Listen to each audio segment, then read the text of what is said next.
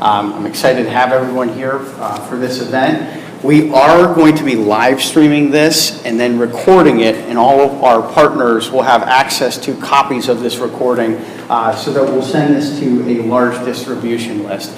So this is kind of the studio audience for this, and it's our first time with the Western Advocacy Symposium. I'd like to thank NationBuilder first and foremost for being our host, and Brian, if you want to say a few remarks.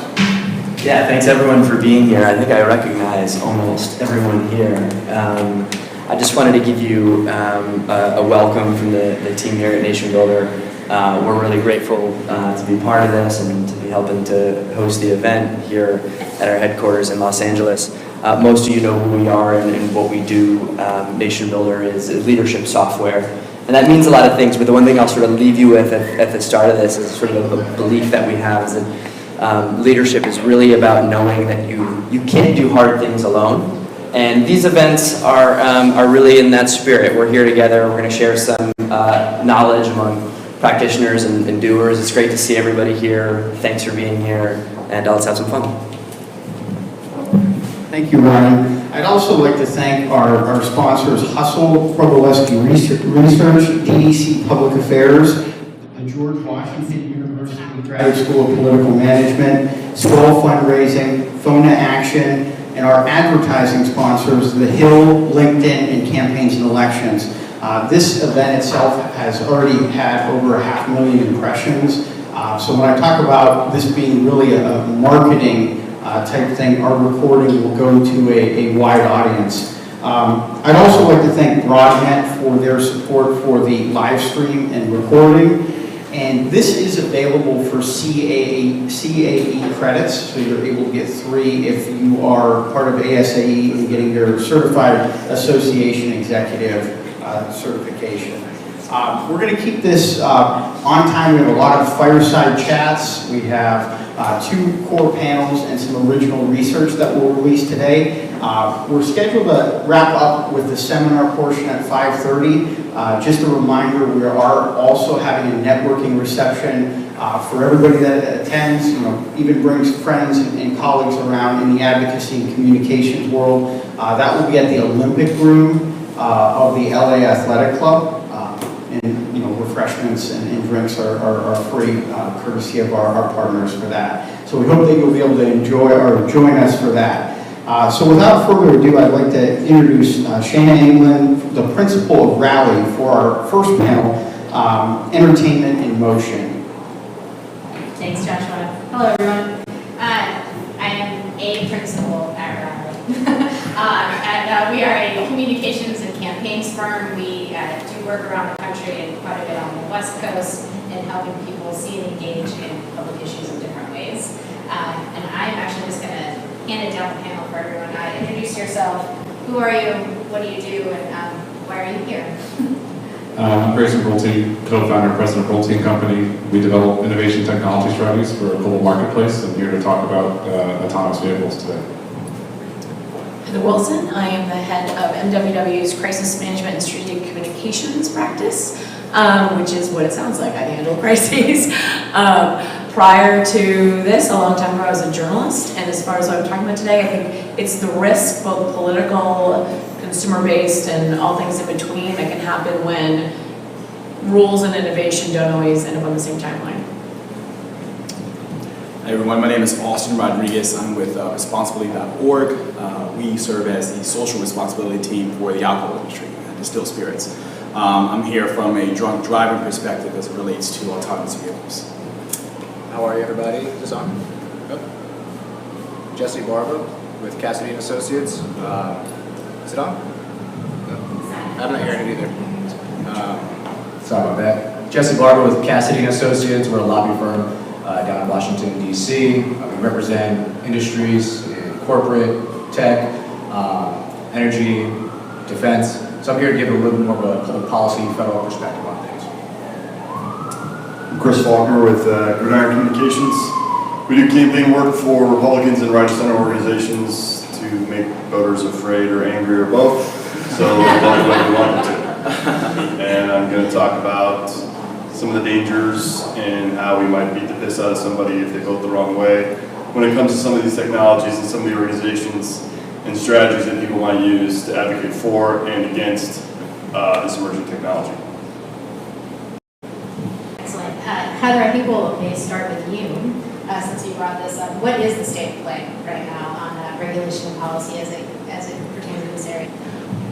I think if you're talking about like driverless vehicles, I think it's a mishmash. It's the states are trying to figure it out, but the problem is, and then the feds are, I think, out to lunch a little bit right now, so I'll defer to my friend over here on that. But I think part of the problem is, and this isn't just relating to driverless vehicles or VR or you name any of the latest technologies. It's technology in general goes about 1 million times faster than the government. And so our rules were written during a time when no one could imagine the internet, which is why now we're still fighting over net neutrality, let alone cars that could drive themselves or drones or these other things. So I think it's the government wants to regulate. If you look at like Uber, you know, Uber was created and they kind of did this typical Silicon Valley thing of move fast and break things and just went in and then were like, oh, we're violating every law there is, oops. But the government still hasn't really caught up with them. And I think the state of play is Silicon Valley, not just Silicon Valley, but tech, is going to keep doing innovative things. The government's going to try to catch up, but right now I think we're in this funny point where there's almost like this, it's like we've decided to just let them go, and as long as they're not killing anybody, you know, at that point I think we'll start to see some problems. I was saying to some of the guys last night, it's what you always see with policy is policy follows scandal. So with whether it's Uber or a driverless car or you name it, you saw this in the entertainment industry, when there's a problem, whether it's a horrible accident or something goes awry, then Congress and governors have to get involved. And you saw it actually with, this isn't technology, but United the other week where, you know, that incident with the passenger being dragged on the plane, and then Congress pulls all the CEOs of the airlines into Washington and wags their finger at them, and probably nothing will happen. But they have to show force that they've done something. I think that's kind of what we're seeing with technology. Something happened, government tries to figure it out, and they will, but it just, innovation can't keep up, or government cannot keep up with innovation. And I'd love to add just a little tidbit to that. I think that's fantastic. I think she's absolutely right. You know, you'll see that there's no single regulation out there. Each agency is taking a sector-specific approach to this, whether it's FAA looking at drones, or FTC looking at consumers, or the FCC looking at spectrum and broadband accessibility. And so, you know, the question is, how do you create these rules and regulations without stifling the innovation and allowing the entrepreneurs to be truly entrepreneurial? Really simple. As it relates to the state level, don't do New York. Cuomo signed a disastrous bill today where it comes up to $109.62 an hour to operate an autonomous vehicle in the state of New York for testing, because you have to have a state trooper to escort the vehicle. The only state in the country to do that. California is a disaster as it relates to autonomous vehicle policy, and we really have to remove the policy and just remove all the regulation and let the autonomous vehicle industry kind of really figure it out. And the state's doing all this hodgepodge of stuff. It's going to have a dramatic negative effect. And with your industry, at some point you're going to be able to drink in a car perfectly legally, and your industry has to be ready for that. And we can't have, you can have an open container in California, once you go over the border of Nevada, you can't have it. We have to have a national framework, and you're going to start to see that play out throughout the autonomous vehicle industry. Right, and just to piggyback on that, I think this does not work.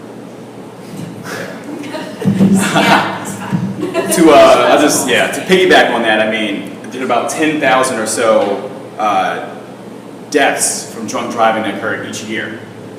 So the entire AV industry is awesome for us.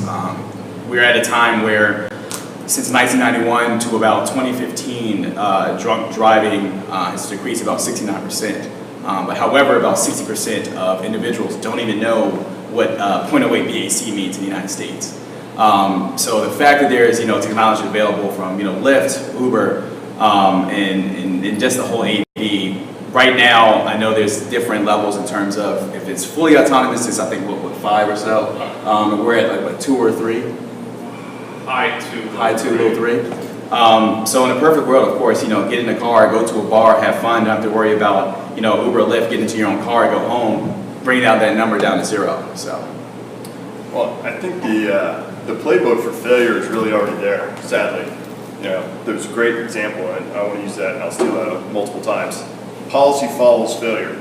So in the 2000 election in Florida, everyone in America realized just how really screwed up the logistics of our elections really are, and that everybody's grandmother is working on election day. And so the idea that we were going to fix that with lots of money and technology, okay, well, let's fix it. Let's go pass the Help America Vote Act. Let's spend hundreds of millions of dollars to introduce all these fancy technologies and all these machines and computers and touchscreen voting because it sounds cool. And we do it in our normal lives, so let's then apply it to voting. But what did we do? We then took those same grandmothers and senior citizens and we said, here's a really, really complicated touchscreen voting machine, you're in charge. And we literally fixed nothing, if not made the system more complicated, brought us almost zero accountability, and really didn't solve the problem at all. So it's examples right there in front of us in terms of what could happen unless there's hopefully some intervention, with policymakers. Well, so Chris, I think that's a good segue to the next question, which is, policy follows failure, but failure also creates constituencies, and policy also follows constituencies often, sometimes.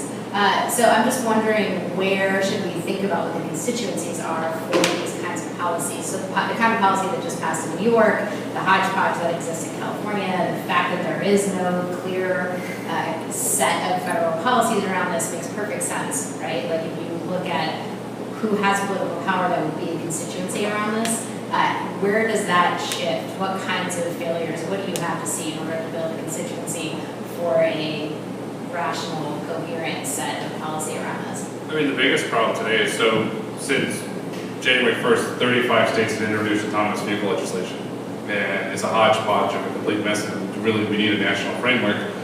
The one thing now that the Uber Waymo trial is now in the AG's office, there's a criminal indictment coming down, and the question is, what's that going to do to the AV industry? And what negative impact will that have? It's going to be the big question. And I would ask, the policy guys, what's going to happen if they indict Landowski and they put a permanent injunction on Uber's AV? What does that do to the whole national framework? I'll take this from a perspective of, people may go international. You are already seeing it now. Uber moving more into Toronto. You're seeing internationally now in China, for example. I just read a New York Times article, and you can go there and watch a 360 video of these robots in manufacturing plants working alongside humans.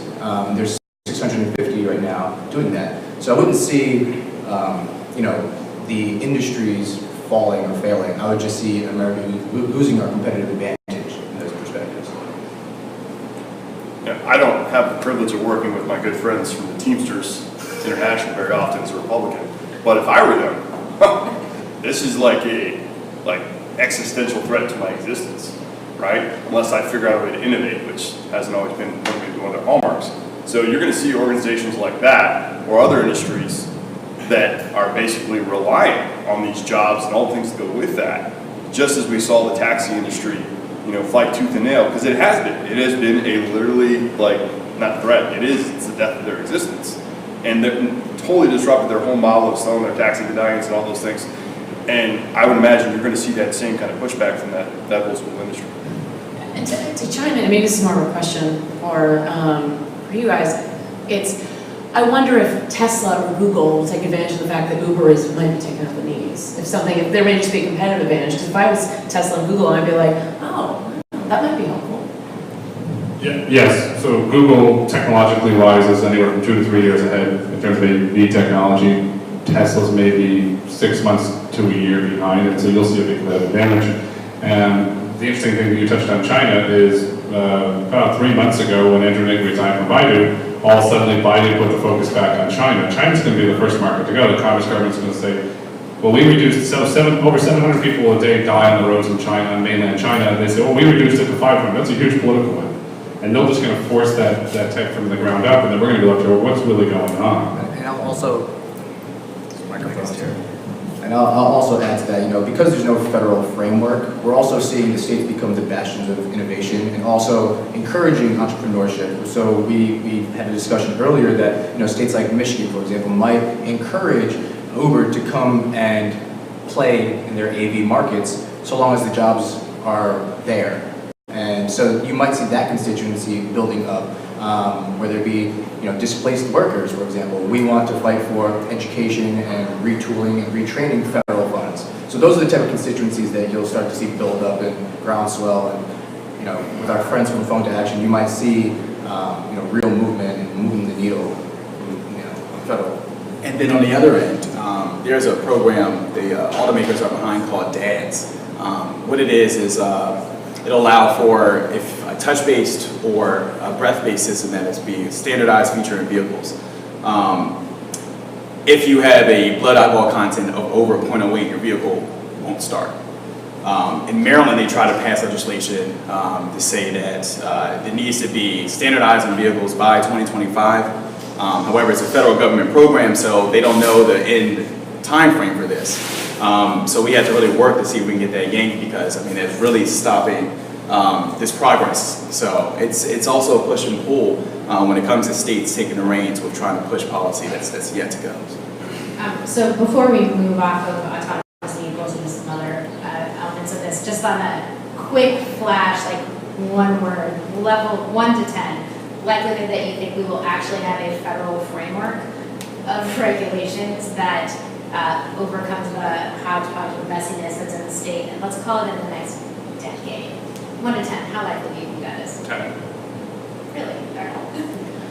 I'm less optimistic. I would say maybe 5, but I'd say 4. Yeah, 4. I'd say 7 because somebody's going to die.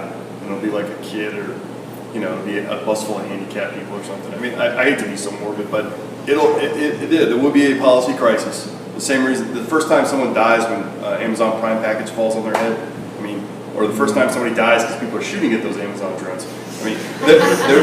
That's probably the more likely scenario. Yeah. Sorry, that's a red state problem, maybe more. But that is going to happen, right? It's absolutely going to happen. So then, of course, the policy is going to follow that crisis. And you think that's going to be a coherent Well, federal policy? I'll take it the next step further. So and again, I'm picking on labor organizations, but if I were an organizer for SEIU or ASME or something like that, I'd be like, hey, when my employees get in their autonomous vehicle, the clock does not start until they get to work. Just because they're sitting in traffic for 45 minutes doesn't mean they're on the clock. Or maybe they are on the clock so I can get more overtime. You're basically all of a sudden, when does the workday actually begin? When I get in the car or when I get to the office? And if I'm a real estate agent, well, hey, I just opened up a whole new venue of places I can build houses in development, because maybe traffic is not so much of a problem. Maybe Santa Clarita is not too far away from LA. Maybe I don't mind driving from Lancaster. That's a whole rabbit hole. So I also gave the number, Austin and I gave the number 4. And I don't want to be discouraging in that, federal lawmakers are not looking at this very intensely, because they are. And it's also a bipartisan issue and something of interest. You see caucuses, there are 3 caucuses right now: the Artificial Intelligence Caucus, there's the Reality Caucus, and they're all bipartisan. They're from red states and blue states and states that are purple in between. And they're looking at how the impact is going to be on the workforce, how it's going to be on safety, consumer, privacy issues. And so they're really taking a long view. I think Senator Ted Cruz actually held a congressional hearing on the Senate side on this, the dawn of artificial intelligence. And so you see lawmakers like Gary Peters from Michigan and John Thune pushing legislation and pushing working groups. So they really want to get things done. Maybe Grayson's optimistic at the 10, but I've been in Washington and I see the gridlock that happens, and I'm less optimistic on that front. But the hands can be forced. Chris is right. Just point blank, people are going to die in autonomous vehicles. It's going to happen. There'll be less deaths, and you will see a ground revolt of citizens in the states putting massive pressure on their congressmen and senators to act. When you mean to say, because of your inability to act, grandma can't go to the doctor, grandma can't go to the movies, you're going to start to see this groundswell of support from the ground up once AVs get in the marketplace. And Chris and I have talked about this a lot, is that when you can go to MCO, the Orlando airport, and Mickey Mouse picks you up in a driverless car and takes you to Orlando and all the red states. What do you mean? Mickey Mouse can go, why can't I have this at home? And it'll just start this groundswell. It'll be really fascinating. It'll be Elsa from Frozen. She's more profitable. Well, on that note, I do like that we bracketed this panel with Chris and I, who are the 2 people who are right now writing the direct mail pieces and the radio spots on either side of this against the people who do whatever as opposed to voters hired us. So that's probably a good balance on that. So moving on, what are the biggest opportunities as people who are engaged in advocacy and policy and politics? What should we be keeping our eyes on, or what are the issues that are going to start to come up in congressional races, or what are the things that we should really be focused on as we look at state leg? From ABs, I would say land use. What are you going to do with all the parking garages and how you can convert them? Instead of blowing the wind and say, hey, I'm going to remove this garage and make it a park. And you kind of look at all the ancillary benefits of ABs and how the landscape's going to completely change them. How do you reimagine cities? Well, I'm going to reduce traffic. Well, how are you going to do that? We're going to use artificial intelligence and autonomous vehicles to cut traffic by 4%. And you could start to see a variety of things that way. And I think to live up to my title of crisis manager, maybe sort of what we were talking about before, I think you might start to see preemptive security measures where thinking through things like the alcohol tests you're talking about, where they've already had things, and this is not driverless vehicles, but you've already had things with Uber, like the risks that people are getting into, and that I think also will lead to people wanting driverless cars, because exactly, you don't have a driver who's going to try to attack you. But I think you might start to see some of those things if the government can just, whether it's a state or the feds, can think about, God, hopefully before somebody dies or something else happens, but probably things around security, maybe personal safety, my guess. I'd say from an infrastructure side. I know Virginia is working now on like a pilot program to have actually smart highway systems, where the car will also be able to communicate with the highway to alert for traffic accidents, animals on the road, and things of that nature. So having a smart system that's up to speed with this technology as well, I think is a nice piece. I read something the other day that the White House put together the American Technological Council. So it's bringing the biggest players in these fields to the White House and having a roundtable discussion and really having government lay policy that's smart and not prohibitive. I think that's one of the biggest opportunities I see is the White House moving towards, because you're bringing heads of agencies from Department of Homeland Security to EPA to DOI, talking about these issues that traverse all walks of life, whether it be transportation, whether it be security, whether it be data collection. So that's something a big opportunity I like. I would say more from like the political campaign side. We already do a lot of extensive research in campaigns in terms of modeling and polling and putting voters into different buckets and segments. And I'm sure Adam Kowalski will have some smarter comments than mine on this, but at some point, it doesn't matter if it's radio or if it's mail or TV or digital. What we're really talking about is screen time, right? Eyeball time. And so what's the quality of that screen time when somebody's in traffic on 405, okay, versus when they're at home, when their spouse is talking to them, their kids are talking to them? I would argue that if they're in the autonomous vehicle, if they're not asleep, they're probably having some serious quality screen time. They're reading the news, they're doing something that is highly specific to them and they personally enjoy. That quality screen time versus being in the bathroom or being double screen while they're watching football or something like that. That singular type of screen time I think is going to be very different. And the ability to segment and model those voters and then advertise to them during that quality screen time, whoever could figure out that algebraic equation will be rich, because that will be a great way to influence voters.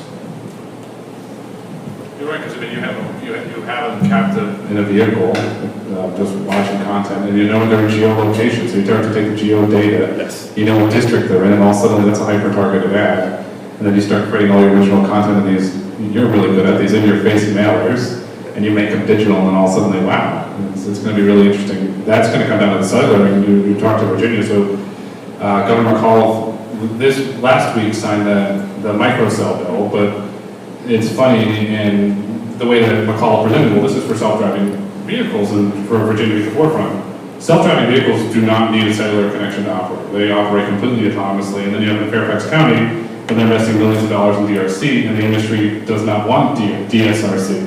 So what happens when you have states investing millions of dollars in technology under the premise of this is going to do it, enable self-driving vehicles so they can political win, but the industry says, we don't need it, we're not going to use this. What do you do? That's a very good question. I really it starts with fluidity between, you all and the states. And I just think that it's just not there right now. I think good question. Just communication. So there are historically, we have well before Uber and all that, we had examples of where you had kind of pieces of technology that were very personal to individual households or individuals that were way far ahead of regulation. The one that's in my head right now, the song came out is like solar, right? Household solar. Think about the way that everything that we're finding around household solar right now is around net metering, right? Like how you pay for it, what you put back into the grid, all that kind of stuff. The origins, the reason that that entirely exists is because the very first solar panels that the scientists who invented the household solar panel, the household system, put in place was like, well, we're just going to plug into the meter. And oh, look, these dials go forward and backwards. We'll make them go backwards when we're putting things back in, right? That truly is the intellectual underpinning of our regulatory framework that we now battle and spend millions and millions of dollars, and there's lots of investment in how to do that, and lots of industry and others say that's not the right way to do it, et cetera. So there is some, that's just one of many examples of where you never end up with a coherent regulatory framework. Maybe nobody dies from solar, maybe that's why. But there are pretty good examples of you never get to a coherent federal regulatory structure that gets you around states and localities investing lots of money. But is it going to be like nuclear power, where nuclear power, I think everyone can agree, oh yeah, hey, it works really great to give us lots of energy. Just, I don't want one near me. What do we do with the waste? Or the bigger question, the biggest, is the legal liability. That's where, man, if I could invest money in personal injury attorneys, I would do that. Because they're going to, at least initially, until the legislation gets figured out, they're going to make a killing. Because there's going to be a whole raft of lawsuits involving, that's not where I meant to go, somebody's AV in front of me, bumped into mine, yada. There's all the things that go into that, or God forbid, somebody's going to be putting a camera in there, doing your private business in your AV, whatever it is, you're putting your makeup on, or something even more intimate, and that video ends up on the internet. I mean, all of those things that go into that. That will happen. Absolutely, it's going to happen. Who's the first person who's going to die in an AV, and then, whoa, what was the last thing on their screen? Whoa! I knew you were going to get that. Yeah, Just say the whole phrase. On that, I think part of it, and we were talking about a little this earlier, it's the industry needs to come together, and they're not there yet because they're highly competitive.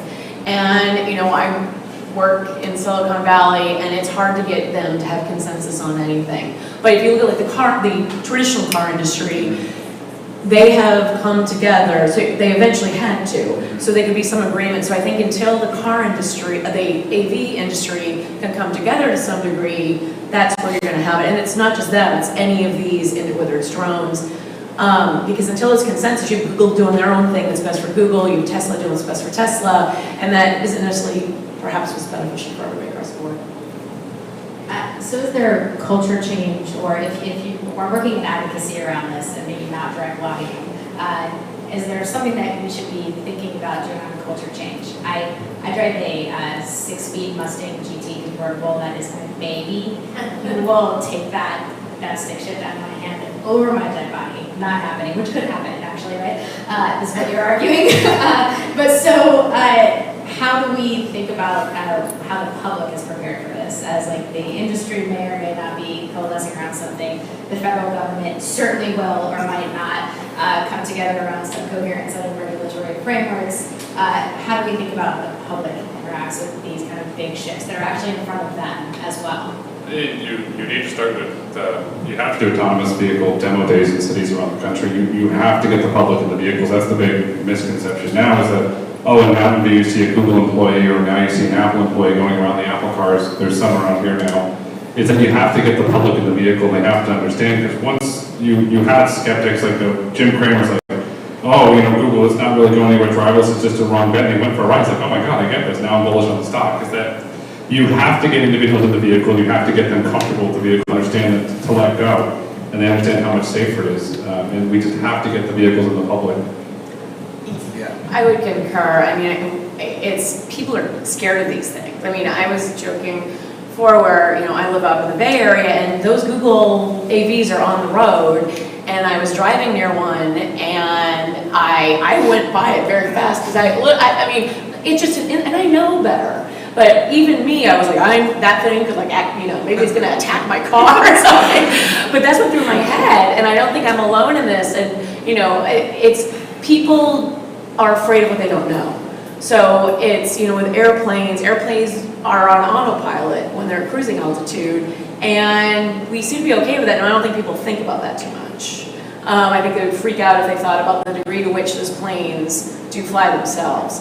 But I think until people get comfortable with it, they're gonna have the reaction I had, which is like, get me away from my Google car, What do you think, like, when is Skynet going to become self-aware? And the AVs are going to be the person that's going to use, right? I'm really fascinated, and maybe Grace has got an opinion on this. Which school district will be the first one to put kids in an AV? Beverly Hills. Think so?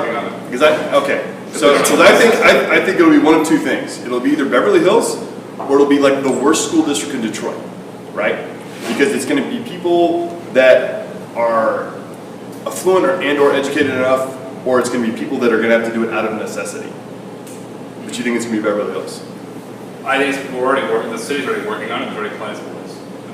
So that's going, but you're right, out of necessity, because so if you can eliminate the cost of the driver, and you can get some sort of subsidized AV, or you're going to come in and donate it, and that becomes really powerful. Well, that's just the cost of the driver, the cost of their pension, the cost of their health care, the cost of all the other things that go with that.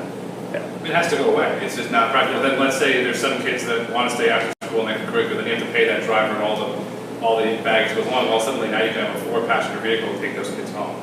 And so you can create the amount of time they can actually spend in school. So we don't need city buses anymore? Buses are going away. Sure, So the bus you think drivers. that the first place that we're gonna get over driverless car fear is by putting our kids in them? My daughter's 3, she's been in an AV, and I'm very proud of that. In terms of adaptation, though, that will be, to me, the real test. Like, it's one thing if I get an AV, but the first time I called an Uber for my kid because I was too lazy to go to the school and pick him up, that's when I knew I had crossed a line as a parent, right? I'm right with you. Oh yeah, the first time you call an Uber for your kid, you're like, is this a parenting fail, or am I taking it? Parenting win. Or is it win? Or am I saving the environment because I'm not driving there and back? So I think this is kind of like a combination of what you and Heather are also mentioning, is the familiarity with the technology, whether it be AI or autonomous vehicles. I think as advocates, what we often do are educating. We're educating lawmakers about Capitol Hill, and how do we make government smarter? We can automate a lot of what a lot of Capitol Hill staff are doing. If you cut down, Deloitte just did a study, if you cut down or automate 25% of what your staffers are doing, you could free up $3 billion over, I think, 149 million hours of work.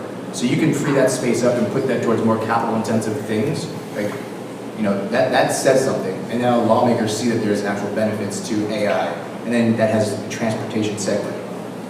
No, and to piggyback on what you were saying, I know there was a Hill event, I want to say, late last year, where Audi and Tesla brought their vehicles. And just looking on the senators' faces, I mean, oohs and ahs after they were able to get into the vehicle. Exactly, and understand how technology works. I mean, it's incredible. It's safer because you put your kids in an Uber, the guy could be drunk, he could be high, or he could be speeding. You put your kids in an autonomous vehicle, it's not high, it's not drunk, it's not speeding, and it's following all speed limits. If you look at the data that Chris Urmson recently shared at Carnegie Mellon, 90% of those Google accidents were the fault of the human, not the AV. Because the human thought, I can outpump this, and I was in Mountain View with a drive AI car. And we're coming along, a guy thought, he, and he's speeding trying to hit us. And that's going to become a huge problem as we go through these hybrid years where you have human drivers and robot drivers, and so that's going to become a huge problem because there's people up in the valley that want to hit these things to prove a point. They're like, you're a tech company, you're just going to, you're a crisis man, you're going to pay me to go away. There's a kid probably, I don't know, probably 7th grade right now at my son's school that will probably be the first one to hack an AV and then drive it into a crowd of people or into their favorite store or into a bank or into another car or into the ocean or whatever. I mean, those are those things that, and again, being a total black rain cloud, how I would push back and how I would want to try and squelch something. If I worked for Bus Drivers International, oh hell no, those things are going to get hacked. It's not private.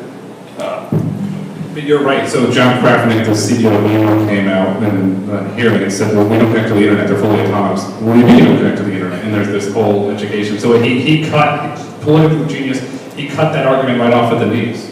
So now what is the argument? So do you see some sort of grand bargain where if you take like the AFL-CIO, Richard Falco, and you take the truck driver and say, okay, now for every 10, we're going to go down to 4, but it's going to be higher paying, and then they'll train the AI, and then eventually they fade out. I mean, because the truck drivers are going, we're not going to have trucks, we're not going to have drivers in trucks, we're not going to have individuals in warehouses, it's going to be all robotic. But is there some sort of grand bargain that gets us to full automation, or where do we go? If I was pushing back, and again, I don't know why I'm playing the Democrat here, but if I were pushing back, I'm loving this. We're taking this, yeah? what I would say is that what Amazon has shown us is it doesn't create higher paying jobs. It creates $9 an hour pick and pack jobs in the valley, where, you know, I'm going and picking up this 3-pack of underwear that Chris Faulkner ordered, you know, and throwing it in a box. You know, it's not necessarily making those higher paying jobs. It's actually creating a gap between the lowest and the highest. Just playing devil's advocate. Yeah, but you could say the same thing, we're on the same side, but you could say the same thing about when washers and dryers came. Oh, all the washer jobs are going away. Well, that terrible person, Bill Gates, killed all the receptionists, right? I mean, and they had the audacity to tell us we should, like, you know, start taxing, you know, I forget what you want to tax something else. Anyway, I mean, there is going to be a whole disruption that's going to go on there, and it's going to be very interesting in terms of workers' rights, in terms of the workplace, on how people perceive that, if it's a threat to their job or their environment, or is it making their lives better? So the last question from me, and then I think Joshua wants us to turn it over to questions from you. I would encourage you all to ask questions that have Chris talk about low-wage workers. That was good. Last question here. So we've talked, Chris started by noting that a lot of what we do is sow fear and or anger, and often both in voters around policy that people made wrong choices around as we're paid to characterize them as wrong. We've talked a lot about the need for like a federal framework. We've also talked a little bit about some of the constituency challenges and some of the public fear challenges. So given how, and just in this little interaction here, again, those of us who do advocacy or mail or any of those things, right? These things kind of write themselves. It's not hard to sow fear around this. Never mind sow a willingness among those of us who love our cars and love driving, that this is a way of life that I'm not real excited about, given that there's a whole movie about it. Remember that movie? We would attract it. I think at some point, I don't know if it'll be in my lifetime, but at some point, I believe the human driver's going to be banned. So will you embrace track days when you just let the Mustang go nuts, 120 miles an hour on the track? So this is what I'm wondering is like, how should we be thinking about outside of those of us who are into this policy and thinking about it, thinking about the potential and trying to work out the challenges around the economy and who's going to be able to afford to be in driverless cars and when and what that kind of societal shift really looks like. Are there things that we should be looking at, signals that we should have as advocates, things we should think about? What's exciting about it? Like what exists right now for Joe Schmo, who doesn't care about policy, who we try to convince to vote, and the best way to convince him or her to vote is to scare the shit out of them. And that, like, this is something that's interesting, that's coming down the pipe, that's exciting and not terrifying.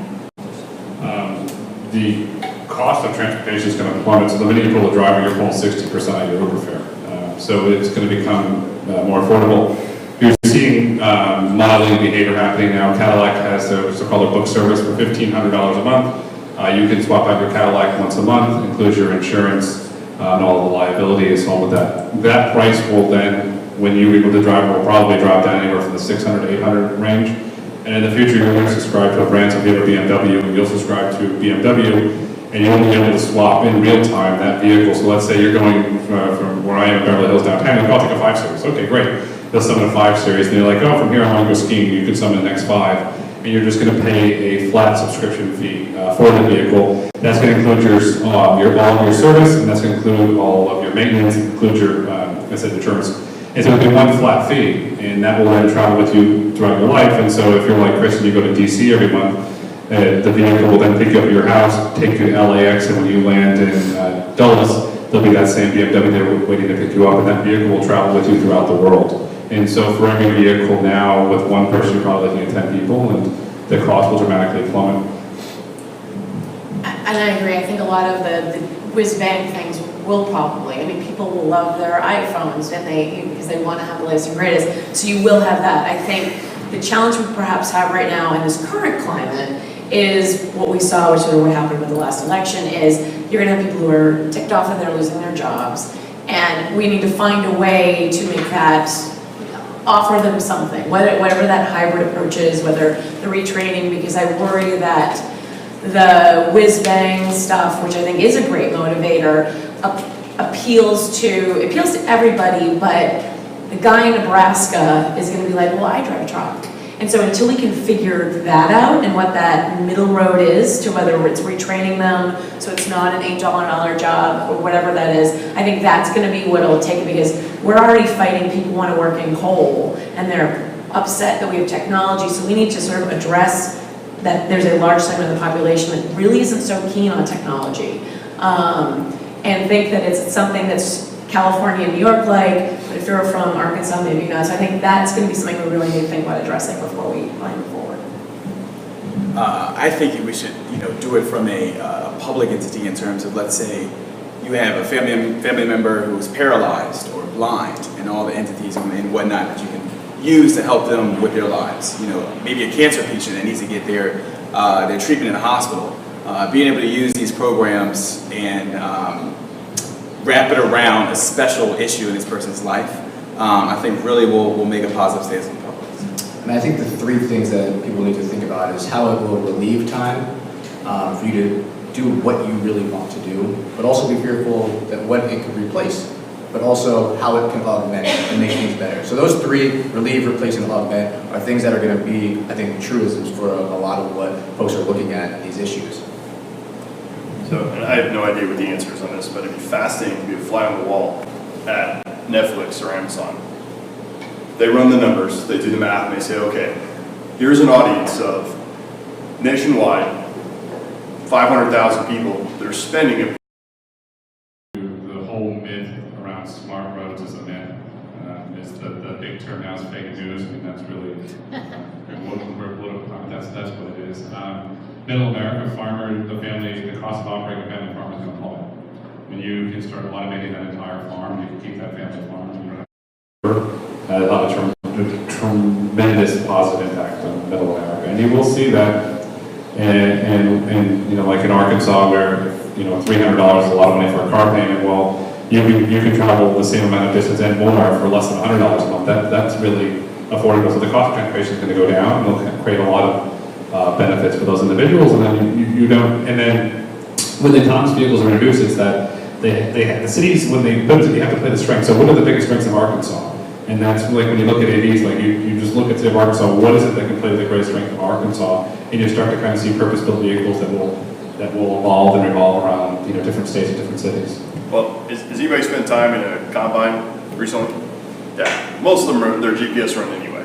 I mean, I love my friends who are farmers, but I often tell them to just back up, tap the brakes, and give me your sob story.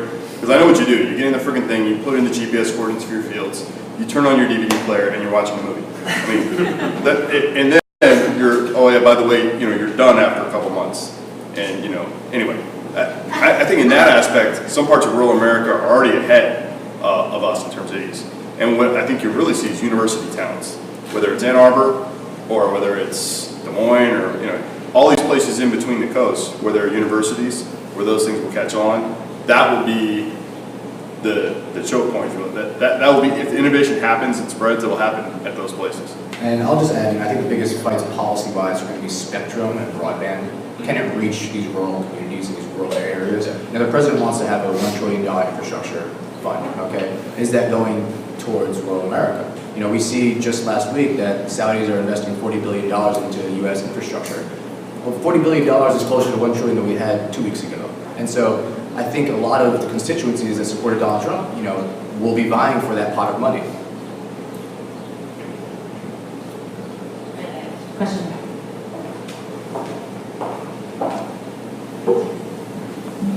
So Heather, you were suggesting people are going to lose their jobs, and you probably agrees with that. And they're going to be angry. Do you think that this technology is going to lead to the perpetuation of populism, or do you think that's really not a factor? I think if we're smart, we went back to, if you educate people and show them it's nothing to be afraid of, and they see the benefits of it, they see that it actually can lower their cost, it can help them keep their family farm, because they can automate things. But I think we have to spend time taking the fear out, because if we don't, and I think what we saw, frankly, in the last one was, there was some arrogance, and I see it, I live up north, there's a lot of arrogance in the tech. I think they've gotten religion a little bit because of what happened in November, but there's a bit of arrogance, like, of course everyone wants this. Like, no, in San Francisco and LA and New York we want this, but maybe not so much in Dallas, Texas. So I'm hoping that we all in this room and beyond, if we can educate people and show them what this can do, I think they would embrace it, because there's a big benefit, but the problem is if we work on shoving it down their throat, I think you will see more populism. I think if you educate them, you stick them in an AV and they see how cool it is, and there's price points that aren't the high-end Tesla that they could actually afford, then I think we could see some embracing. But we have to actually spend time advocating and educating, I think that part of the populace. Kind of going back to the family farm thing, because it's a topic that I think makes a lot of sense, because I agree with you, I think they're ahead in a lot of ways, especially in Iowa and the Midwest. You're seeing family farms not being able to afford those high-end combines, and it's actually causing larger farms to be developed because they can't buy the equipment in order to do that. Is that a concern? I mean, that's diminished the amount of workers that you can have working on farms, which means you have more people going to Des Moines or wherever, and then they're not really finding jobs there, so they're scattering out in the Midwest, so you can have this population. So is AV going to serve as a means of sending more people to cities? No, it's going to be the opposite. You'll see the AVs will allow you to, I think you'll see a reverse to the suburbs, because you have more land for cheaper value. I mean, here in LA, the cost of land is astronomical. If you go 45 minutes outside of LA, it's cheaper, and you no longer have to commute. You can still live your same lifestyle. As far as the farms go, at some point, John Deere, it will pull a sales force, and you won't be able to buy the vehicles. You're just going to have to pay a monthly fee for it. So the entire transportation sector on the private side will go all subscription, and those prices will be cheaper than paying and buying the vehicle outright. Well, and I think the transportation question, though, is really driven by the fact that food is cheap, and some would even argue too cheap. Food is too cheap, and the quality of food, and if you live here in LA or on the coast, we're all way too familiar with farm-to-tables, sustainably sourced, and all the other things that go with the kitschy restaurants we go to. But food is really cheap. It's ridiculously cheap. It's never been this cheap, like since recorded history, this cheap. The amount of money that we spend on food has gone down dramatically because food is so cheap, and that has changed the whole equation in terms of farming and transportation. I think we got time for one more.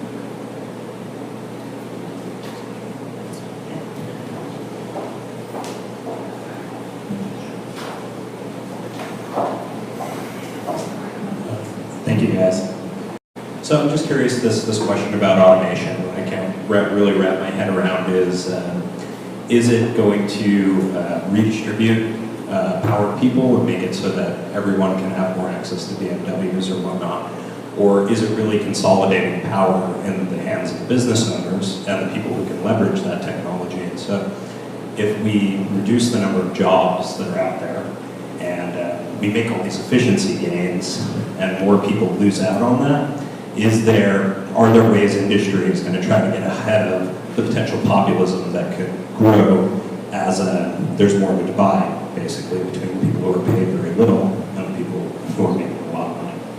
And I'm just curious, if that leads to a conversation around minimum viable income or figuring out a way to redistribute the wealth gains that come through the efficiency. I think that'll be a fascinating question. Is the whole conversation about service industry jobs and whether or not and the wealth gap and all those things that you're touching on there. You're right. I mean, there's not a Tesla dealership down here in Bell Gardens in Los Angeles. There's one at the Americana in Glendale. There's probably one in Beverly Hills and one up in Calabasas. And so, will those things lead to concentration of power or dissolution thereof? Or is that automation going to allow me to get to a better paying job from my home more efficiently and improve my quality of life? I don't know the answer to that, but yeah, that's a really, really good question. Because I think we'll see TV shows and we'll see famous people driving them on TV, and we'll even know people that drive them. The vast majority of people initially won't be able to take advantage of that. So will that increase that sense of, damn, there's one more thing I can't have because someone is screwing me? I'll just say from a federal perspective, there've been a handful of bills that have been pushed down through Congress, none have passed, but they've gone through Education and Workforce Committee. And so a lot of these members are looking to grab the federal dollars, Republicans and Democrats alike, and putting them more towards STEM, and more retraining, retooling, because they know that their constituencies are facing those problems and facing job losses that are really severe. So you will see that tide. But I think that this kind of confirms a lot of what we already knew, that this tide is coming. And so the more that we can stem it and kind of prepare for it, the better. I think Alice Rivlin wrote a great article just 2 weeks ago talking about this is American made, right? Like we can't point a finger anymore and say, they're coming for our jobs and the Chinese are doing it better and we have to outsource to them. No, this is American ingenuity and innovation. And so that's a good thing, right? So, good question. All right, I think we'll just do final remarks from each of you, and then we'll wrap up. Pass it on. The future is bright, the future is automated, and the future is intelligent. How do I follow that? I would have to agree. I think there's so much amazing technology in all these things, whether it's AVs or things we're doing within the media that hopefully we just don't screw it up. Again, I'm the crisis person, so. And if we can get things set right, I tell this to my clients all the time, if we set the foundation right, everything else grows from that. So I think we have an opportunity with these really, we're at the baby steps, infancy of these technologies, and we can set the foundation right, whether it's, and don't wait for the government, we get to do it kind of ourselves and get our clients and companies to do it, then I think it'll grow right. Hopefully we won't have some of the issues that maybe other sectors have had. I'll just keep it short and sweet. It's just a great time to be alive right now. The swamp in Washington is working towards fixing some of these issues. Where's your shirt? Is that positive or negative? Where's the shirt? I would really hope I'll be optimistic for about 30 seconds. I would really hope that on a state and a federal level, what we'll be able to do is decrease the regulatory burden to an extent where somewhere here within 6 or 7 blocks of us, there's a guy who's busting tables, who'd be fascinated in the subject, who probably reads about this stuff online, didn't graduate from high school, first generation immigrant. I guarantee you he's got a better idea than all of us in this room. So what is it that we're going to do to get out of his way so he can capitalize on that and create jobs?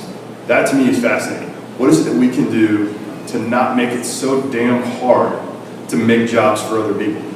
Okay? What is it that we can do to get out of those people's way so those innovators can do stuff?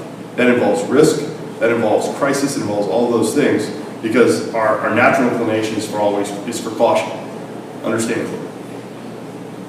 So what is it that is going to happen, or sadly not happen, to allow that innovation to happen? Because to me, to your question earlier about the wealth gap, if you don't allow that guy to climb into the middle class, then bad things are going to happen.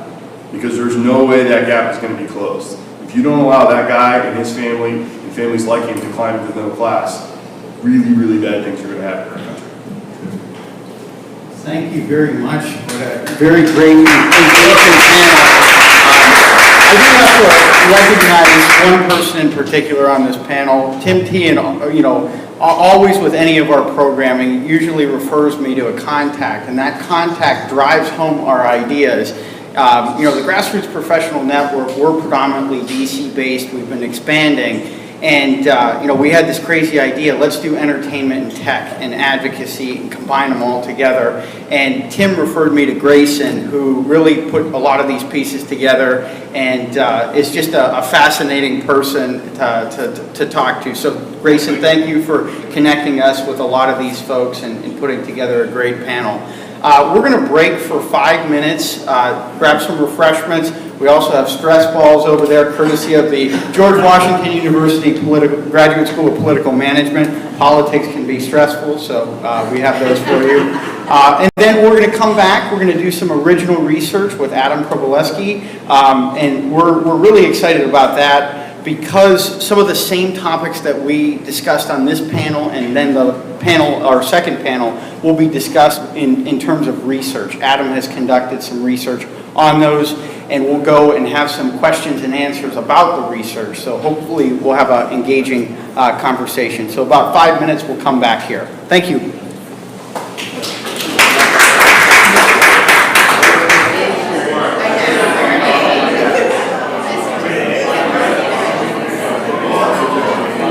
All right, I would like to introduce Adam.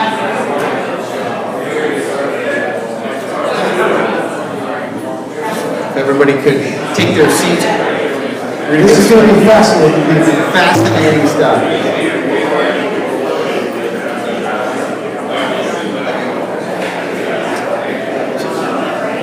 I'm going to introduce Adam Proboleski, who's done some original research on some of the topics that we've discussed.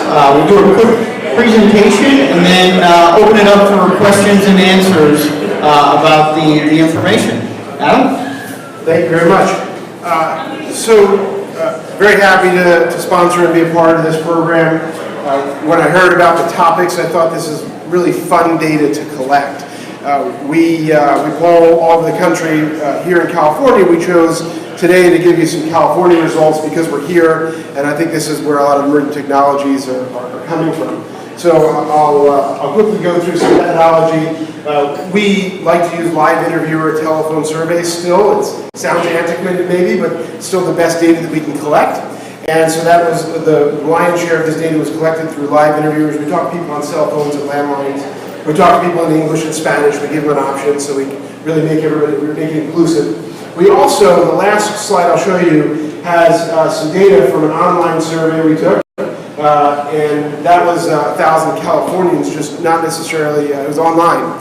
And there's some really fun data on festivals we'll get to. So, top issues of concern. What's the most important issue facing your community today is a question we always ask people, just to get a baseline, get people to participate with us. And this is kind of represents the words that pop out from that.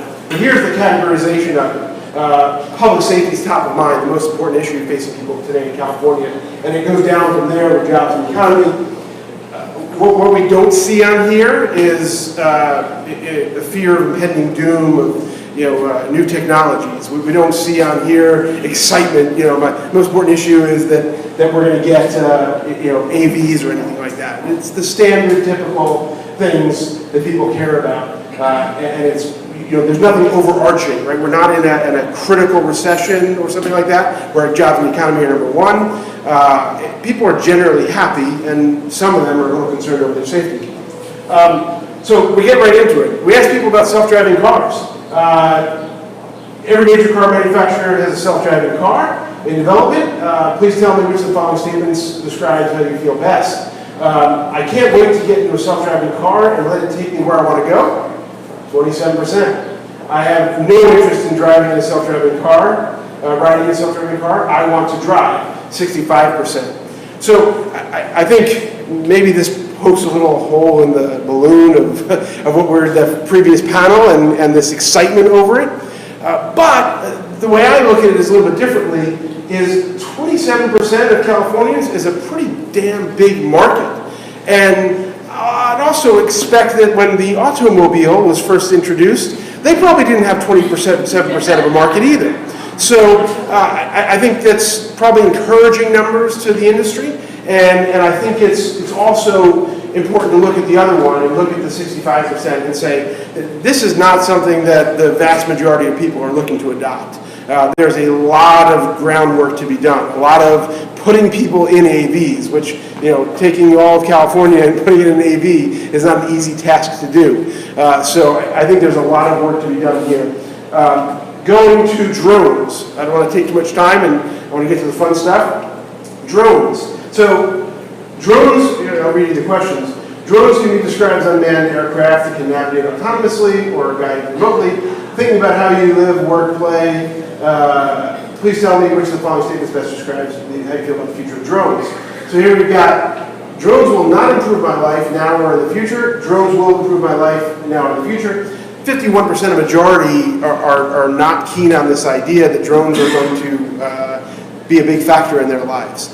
Again, I actually was somewhat surprised by these numbers. I think that that having 36% kind of already adopting the idea that drones are going to be a significant factor is pretty impressive for that industry.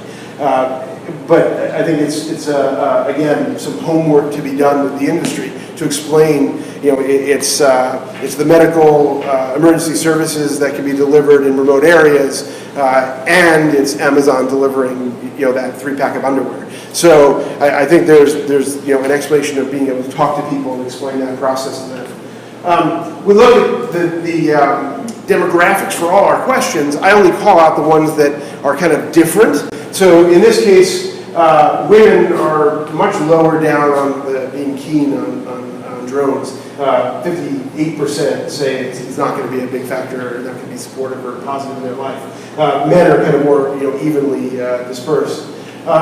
If you look at it by age group, no age group is on board majority-wise, but older Californians are definitely much more opposed to the idea of drones being important to their future.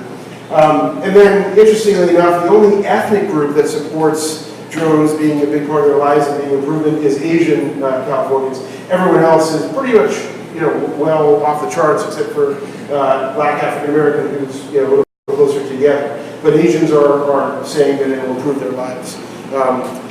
So we're going to get to something that's, I think, going to come up in a little bit, and that's the idea of being able to see a movie at home the day it comes out in the theater. And there's already businesses that are starting on this. Well, there's businesses that exist, being able to get movies, but it's very cost prohibitive. We're talking, I think, 50 grand or so to get in the door, and then a lot of money per movie.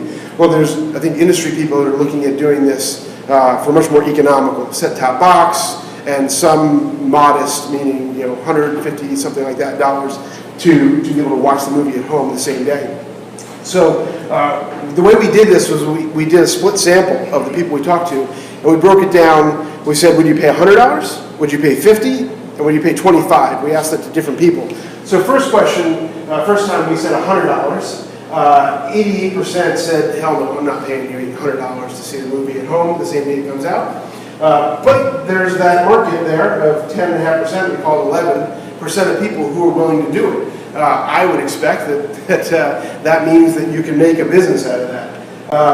At $50, it's 8.4. I mean, these are pretty similar numbers. And at $25, you get up to 11%. So again, this is not for everyone. Just like I don't think a Tesla is for everyone. But there is a market here for the possibility of being able to see a movie at home the same day as it comes out in the theater. And then we ask a cool question, I think, especially for professionals in public affairs and outreach, about engagement. Now, I didn't say what the issue was. Here's what I said to people. I said, if you felt strongly about an issue impacting your community, which of the following would you be willing to do? And they're going to choose more than one. That's why this adds up to a lot more than 100. Attend a public meeting is, interestingly enough, the number one thing that people would do to engage if they have an issue in their community they want to be a part of. Call or email your elected officials is number 2. Signing a petition, and it cascades down. There's nothing on here that really would turn people away. You even have 30% that would say they'd start a new organization to fight the effort. By the way, this is certainly on my website, and I think it'll be on the Grassroots Network website as well. So, I mean, this is actually very helpful, I would expect, to the idea of, okay, what are we going to do? How are we going to engage people in our whatever next grassroots effort? You now know, at least in California, what people are willing to do, whether it's pick up their phone or show up somewhere. And so this could be helpful in that process. Interestingly enough, something that looks pretty darn easy to me, posting a message to social media, is number 1, 2, 3, 4, 5 on the list. I don't show it here, but we have a lot of data about engagement with social media. About 5% of voters are on Twitter and get their message from Twitter. They might be on it, but get their news from Twitter. So if you're going to be spending ad dollars in the next few months here, Twitter's not necessarily the place to go. Facebook is, and I'm not down on Twitter. I love Twitter, but it's just not a place where people engage in a broad spectrum voter-wise. So the last one, I think, is our most fun data. Josh came up with the idea of asking this question, and that is, we asked 2 questions, agree or disagree. One is, large music, multi-day music festivals such as Coachella and Stagecoach improve tourism and the local economy of nearby communities. 71% agree that that's the case. And then we asked, large music, multi-day music festivals such as Coachella and Stagecoach present public health and safety risks to participants and nearby communities. 58% disagree. This data basically says to elected officials, to concert promoters, to communities at large in general, that it's okay to have one of these in your backyard. Because it's positive for the economy, and it's not really, now there's a chunk of people who think it isn't, it could be a problem. But the vast majority say they disagree with it being a problem in their community. I did not ask about the Fry Festival in the Bahamas, so the numbers might be a little bit different for them. But here in California, this is the findings that we had. That's what we got. Happy to take some questions.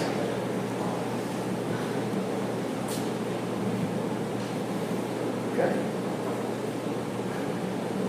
I'm curious what prompted you to ask the question about music festivals, and if there's been more lobbying going on in the space, or what exactly has driven that? It was a suggestion from the outside, and maybe we can get some comments. I can address that one. Obviously there's a lot of activities going on. We'll hear from one of our speakers about social activism at large day music festivals and getting people to come to those things. So I saw a nexus there. And then there are a lot of public health concerns from local governments. For instance, Ultra Music Festival, the county commission 2 years ago was thinking about banning it. There's been music festivals that have been banned from Los Angeles and moved away to places like Las Vegas. So wanted to see what the sentiment was. Both of these festivals recently occurred, so I thought it was a very relevant question for the time. Yeah, I'm just curious your thoughts, what you make of the answer on what action people would be most likely to take when they strongly oppose or support something. That it's attending a public meeting. It's fascinating to me because I think a lot of the times we think of like quick, easy, lightweight, like digital engagement things like signing a petition as being so easy to do, right? And attending a public meeting. So many of the folks that I talk to in the context of NationBuilder, they want to get people to public meetings, but perceive it as the hardest thing to do also. Right. So I'm just curious what you make of that. So I think one, the perception of felt strongly about an issue impacting your community, that can vary significantly based on probably any of us in this room. Think about the policy issue that would motivate you to get up and go to a public meeting. That's probably what people were thinking about. So, I hate to be down on your, if it's let's say, short-term housing or something like that. I think you're going to talk about a very small group of people who care very specifically about that issue. Same thing with, rideshare or something like that. I don't think you're going to have a massive number of people. I think this is probably, in people's minds, this is probably something like they're going to shut down the plant, or they're going to build a polluting plant or something like that. But the reality is, if people do care, this is where they're going to go. And this is a question we ask all the time, especially for, let's say, development projects. When we have this silent majority, this kind of very vocal minority that's out there harping against that project, we like to ask this question to identify where our push points are going to come and how many people are going to probably show up if they're motivated. And then on the other side, if they felt like the jobs message and things like that were motivating enough, are they going to show up for us, or what we can actually ask them to do? And the same thing goes for public utilities who are building projects. This is the kind of question that's very helpful for them to understand what motivates people. What do you think motivates the answers to those questions? Do you think that people think that the things at the top will have the most impact, or is this a matter of like what's easy, what's not? Yeah, I think that's a great question. We didn't ask that, but if I have to guess, I've watched the news a lot lately, and I've seen that this is probably the only public forum like this that's happening in Southern California right now where somebody isn't protesting and yelling, holding up a sign about the Affordable Care Act. And that's what I think we're seeing. Someone feel free. I think that's what people are seeing, and they may feel like that's getting something done, and so that's what's driving that number in the back.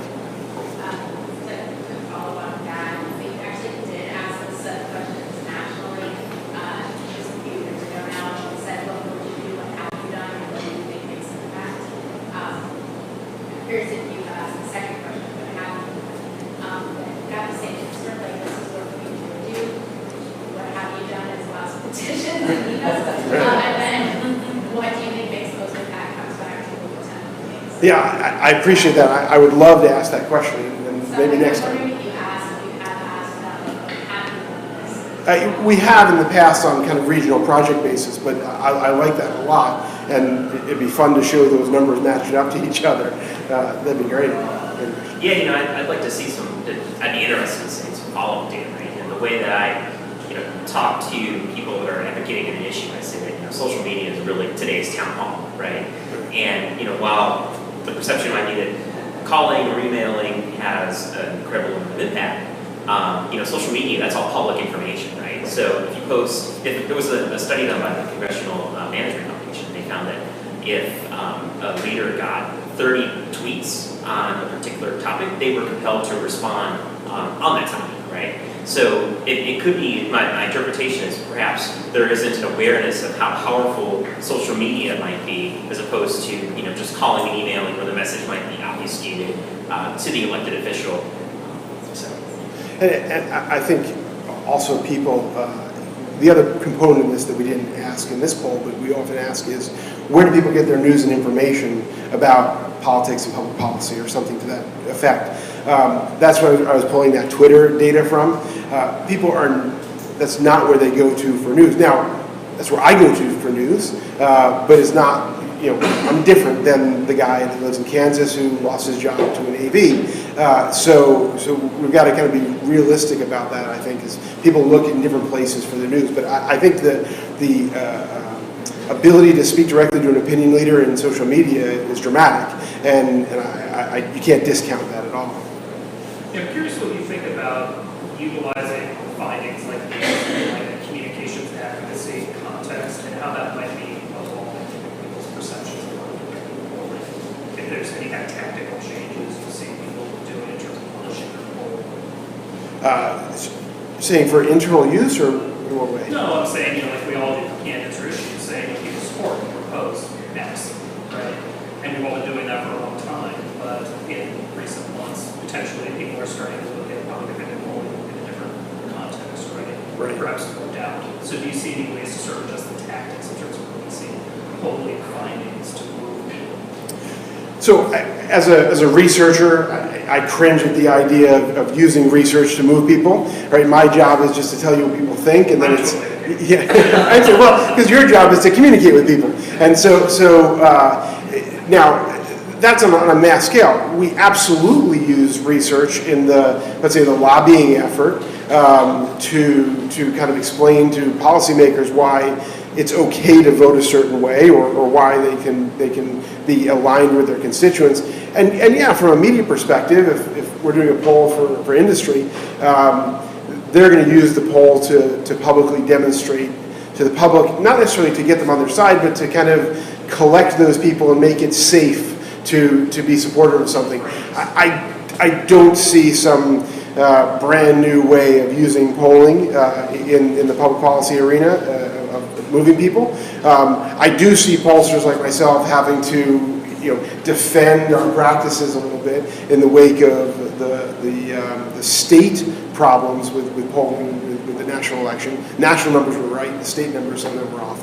But I wish there was some cool new technology, cool new way of things happening, but I don't see much change. Yes, sir. Is there any variance among different ethnic groups for their preferences? So the answer is yes on this one. It gets very cumbersome to show it on one side. Yeah, I'm just curious what it is. So I don't have the data here, but I'm going to publish the full report also on my site. Right now it's just this slide deck. I'll publish the full report, and you'll have access to all the cross-tabulated data. You can look at it by age, by ethnic, by region, by all that sort of thing. And if there's something that you're like, I can't really tell the answer, call me and we'll run the data for you, because we want to make it available. Okay, thank you very much. Thank you very much. I'd like to thank Adam also for his sponsorship for the event. We look forward to working with you on other research in the future at some other locations. We are going to be hosting events in Dallas, New Orleans, as well as Chicago, which was recently announced, a partnership with Campaigns and Elections magazine. We'll be doing Advocacy Tech on September 20th. Now I'd like to call up Tim Tian, Michael Bezruki, and Angela Chiappetta, Assistant Vice President from DDC Public Affairs. Angela is going to be moderating our panel, which will be on data and advocacy. This is going to be one of those quick panels. We'll keep it to 20 minutes, and then we'll go back into our main segment there.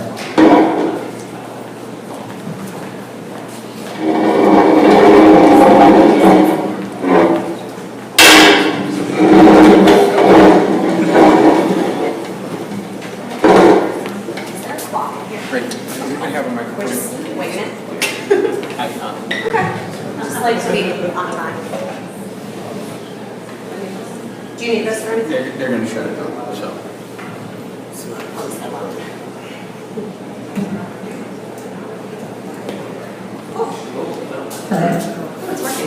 Hi guys.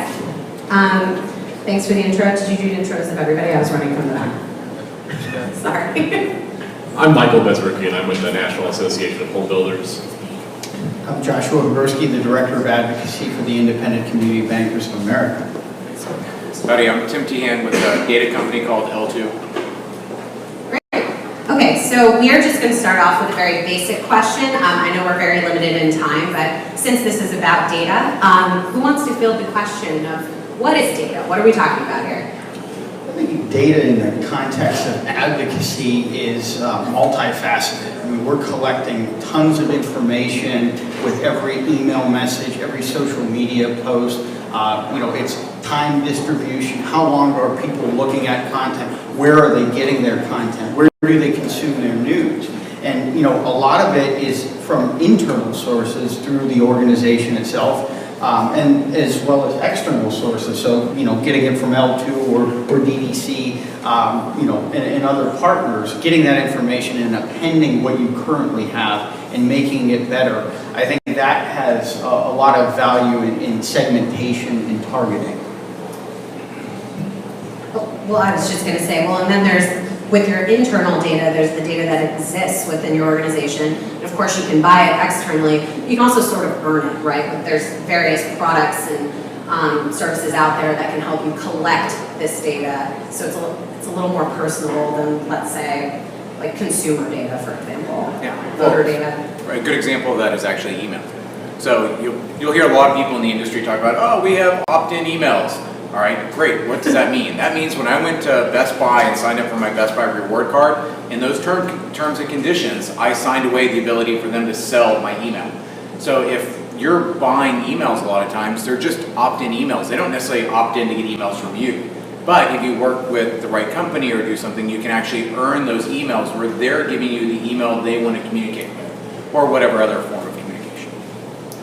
And put simply, your policy and what your legislative agenda, what you're trying to achieve is the why, and the data is going to be the how. And whether you like it or not, this is the world of big data. Every interaction you have with a stakeholder, and in my case with the trade association, our membership, or the general public, should be an interaction in which you seek to gather more data. And put simply, when it comes to individuals like myself that are trying to strive and generate grassroots action, you want to be able to deliver some sort of assurance and predict how this will deliver. You can't just say, we'll go out to work and we'll see how many members answer it. You want to have a good idea of how many are going to answer it beforehand, and that's how you're going to do this, by segmentating and targeting and knowing what you can deliver on what issues. Yeah. And we actually have a bonus in our industry. We're able to use voter data. And consumer data is great, but because of all the external forces behind voter data, it's generally more up to date than what you're going to find in consumer data. You have get out the vote drives, you have primaries, you have all these things where people are going in and self-updating their data. Now, it's restricted on how you're going to use it. You can use it for advocacy, but you couldn't use it to sell like soybean futures. But still, everybody in this room should be working for advocacy. And that means you can use the voter data, which is going to be more up to date. So sort of going off of what Michael said, everybody wants data. That seems so hot right now. I feel like our clients are constantly saying, how can I get more data? Can you append this data? Buying all the data, everybody wants all of it, which is great, but you should know what you're doing with it, right? What's your goal? Do any of you have some examples of grassroots organizations or how we've been using this data?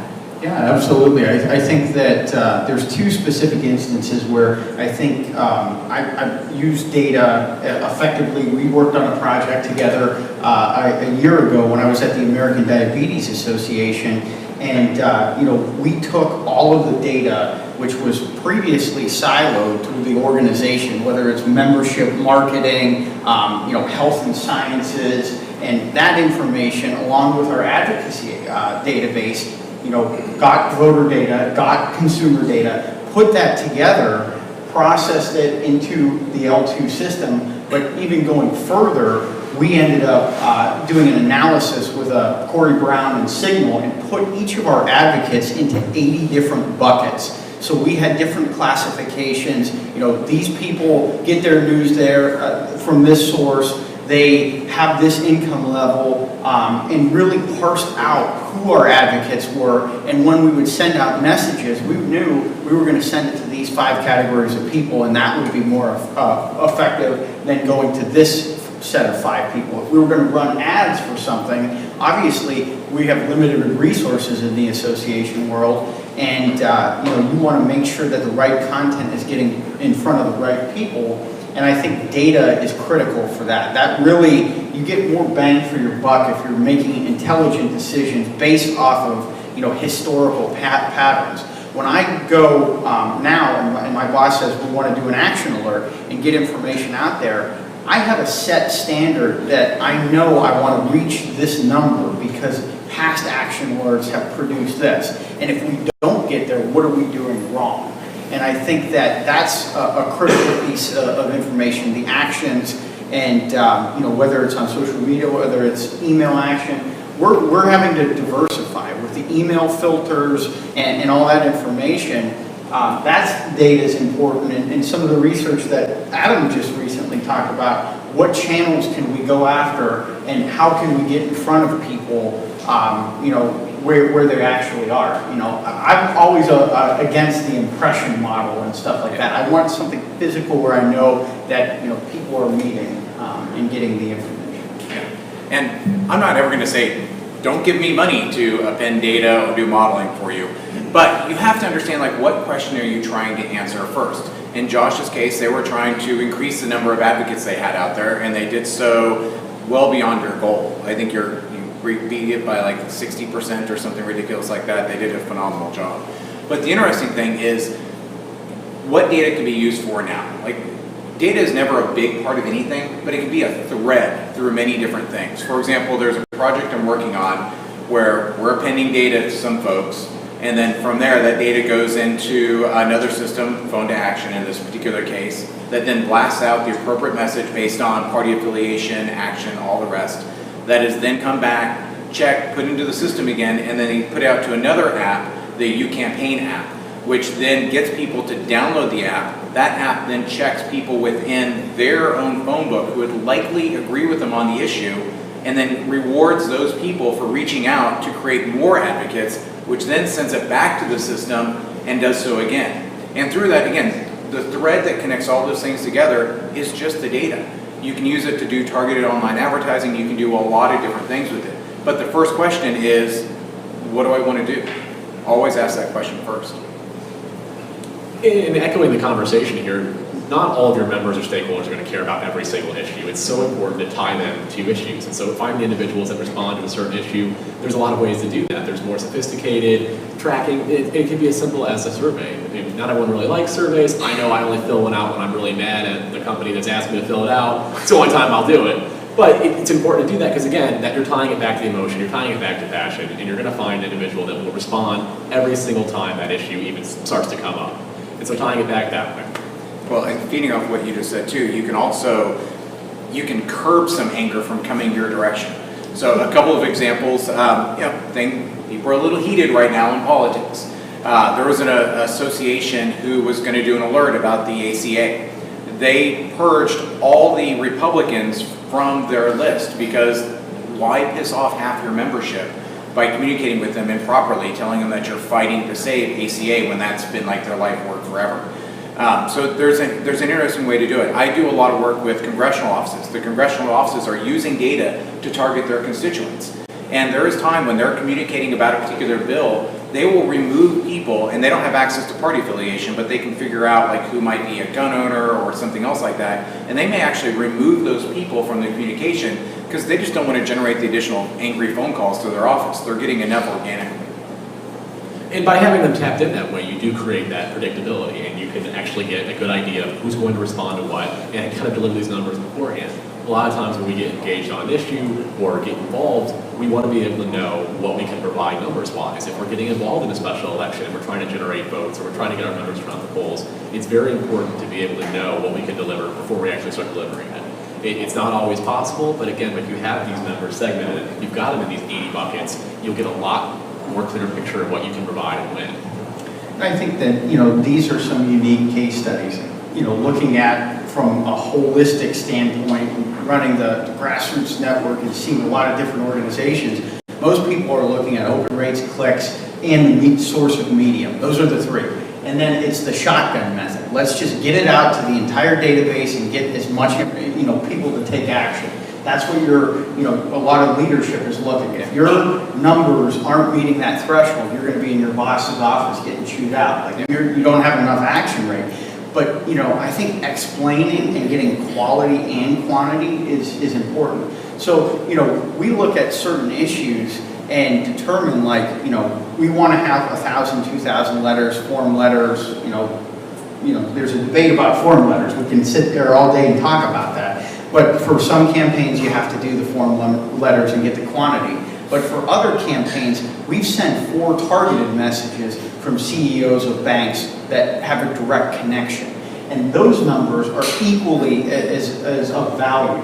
So I think it's knowing the data that you have and making sure that it's effective, but also knowing what moves Congress and what moves the elected officials and that data, those metrics that they're looking at. So it is a two-way street where they're also collecting a lot of this information. And I'm sure you can attest to this, Tim. They have a lot of sophisticated means and metrics, and some of them are probably using L2 to look at that information there. So I think we in the grassroots and the advocacy space need to be equally as vigilant of what's going on for the people that we're trying to communicate to. I think that can sound really daunting, right? Like knowing your data, knowing what to do with it. We're being a little alarmist here, right? Like don't buy data, you don't know what to do with it. Know your goals. And I mean, you guys mentioned a bunch of folks earlier. I know we partner with our clients at DDC to strategically and efficiently reach goals. And I mean, you can also build robust in-house teams to do this as well. I mean, you're not alone. That sort of dovetails into another subject of budget, right? Because this isn't always the cheapest thing to do. I know, especially in the nonprofit space, nobody likes the words like you have to spend money to make money, or you have to spend money to build these advocate bases. So, in your experiences, what are you seeing trending, I guess, in the corporate association nonprofit? Sure. Well, so generally when you're looking at pricing, the first part is actually fairly inexpensive. Just doing a data append and getting that data added to your members, that's not going to cost you much. I mean, hundreds, thousands of dollars, but not tens of thousands of dollars. Now, when you go to that second step and you start adding modeling, that's when it's going to get expensive, because then you have the different modeling companies with their secret sauce. But it can be really powerful if you do it. We're nonpartisan, so we get to work with everybody, and I got to work with the Johnson Weld campaign. So we partnered with a company called Donor Bureau. We also partner with President Obama's old modeling firm, Haystack DNA, but in this case we were working with Donor Bureau. They modeled likely donors for the Johnson Weld campaign, and even post-Aleppo, they had one of the biggest fundraising hauls ever for the Libertarian Party. And if you can do something that gets libertarians to act together, that's talking about the power of something.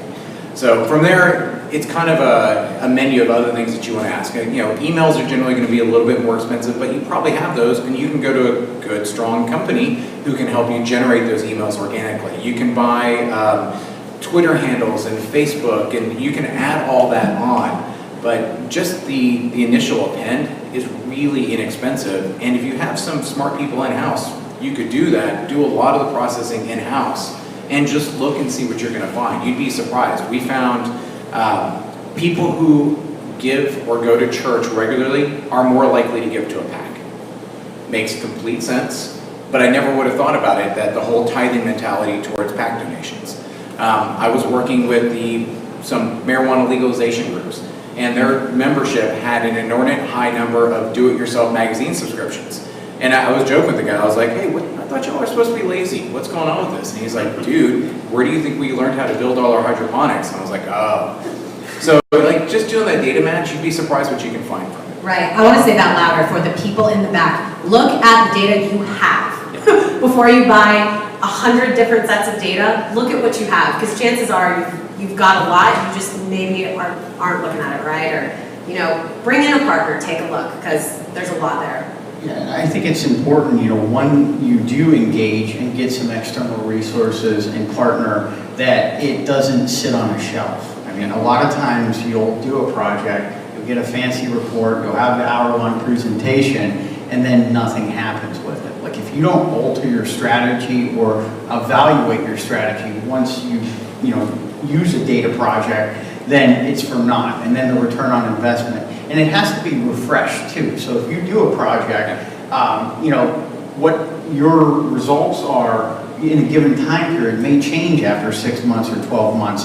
So you're going to have to figure out how are you going to be able to keep everything constant and current with limited resources, obviously. And I think that a lot of it, as my fellow panelists have been describing, it's getting your house in order yourself first in your organization, then looking elsewhere. Yeah, and actually to feed off that, so as a data company, nonpartisan, we work with a lot of different people. Unless I'm working with Josh and Michael have so much energy, I'm not really worried about this with them, but I'd rather go in with the DDC advocacy or somebody else, because what happens is the data will be appended, there'll be like a month of excitement, some good stuff will happen, and then other fires break out and nobody is looking at that, so it goes on the shelf. So all that work, gone. So when you can bring in somebody else, just to throw some love over there, it makes a difference, and I see it be much more successful over the long term and return a much higher return on investment. It's also okay if advocacy isn't your primary job function. I know I had a few conversations in here about that. We run into that a lot, and that's why these partners exist, right? You guys have other full-time jobs, you're wearing 40 different hats. It's okay to bring in some help. And we can't stress that enough. If you don't necessarily have these resources, keep in mind that data does have an expiration date, but pull it from cross sources. Look at who's giving to your PAC, look at who's responding to your emails, And one of the easiest things you can do is look at geography. If you're trying to find a way or find a group of segmentation of your members that will act on something, and all you really have is their addresses, that helps because you can somehow find people that will activate on an issue just based on where they live. And if they're a member of yours, you definitely have their mailing address. And that's one of the easiest tricks you can do to really pull off a slice of members that you know will act on a certain issue.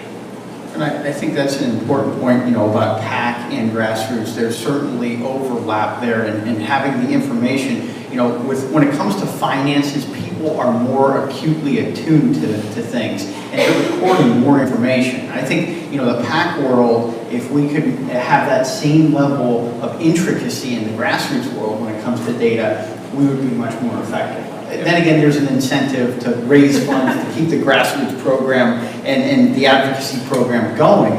But I do think that collaboration is necessary with any program. I think that kind of political capital, though, goes hand in hand, and I think the PAC normally gets a ton of attention, to your point, and I think we're seeing an uptick in advocacy now because these are the people electing these members into office, right? You're going right to the heart of their job. Yeah. So.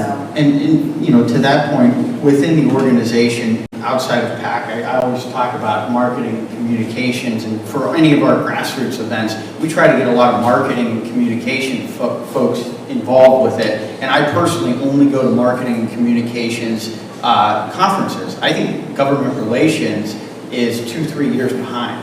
And I think those folks got it, and that's why we travel around to different cities trying to figure out how we can capture that and bring that back to DC.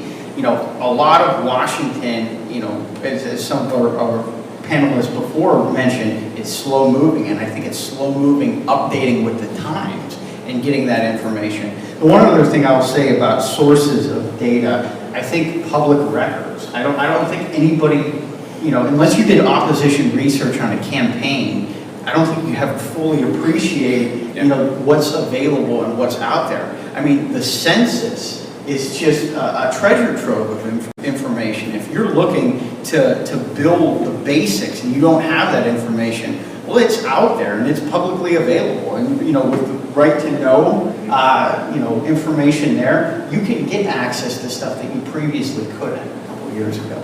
Yeah, I do have to. So, first, one, if you all have PAC directors in your organization, buy them a drink because their job stinks. So, first and foremost, yes. Second, and there is a lot of good free information out there from the sources. However, data is becoming cheap enough.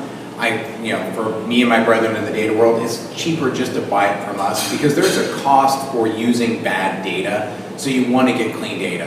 And companies like myself and others, we go through, we scrubbed against change of address, death list, all the rest. So you're not going to be sending out a lot of mail, effort, and emails to bad lists. And take into account the cost of your time. Because a lot of these websites are nightmares to go through. And I mean, to spend all that time and just get data that hasn't been updated since 2012, I mean, take all of that into consideration as well. And one of the things that can be frustrating about advocacy and grassroots is that it is tangible and you can see the numbers and you can see when you're winning and you can see when you're losing. And what's frustrating about that is that there's not always this unlimited budget to attack these ways. But if you're looking outside the box, you're being creative and you're seeing what you already have and resources that are readily available and how to use them in a different way. If you're always focused on that, you're going to be successful. And that actually reminded me, look at your own data, see what kind of relationships that they have. There's a company called Rap Index that did a project up in Michigan for NFID. Rap Index surveys their membership to see who the grass top relationships are. It turns out that one of their members was married to the chairman of a committee they had legislation in front of. So, and they never would have uncovered this if they wouldn't have looked at their own members and their own relationships itself.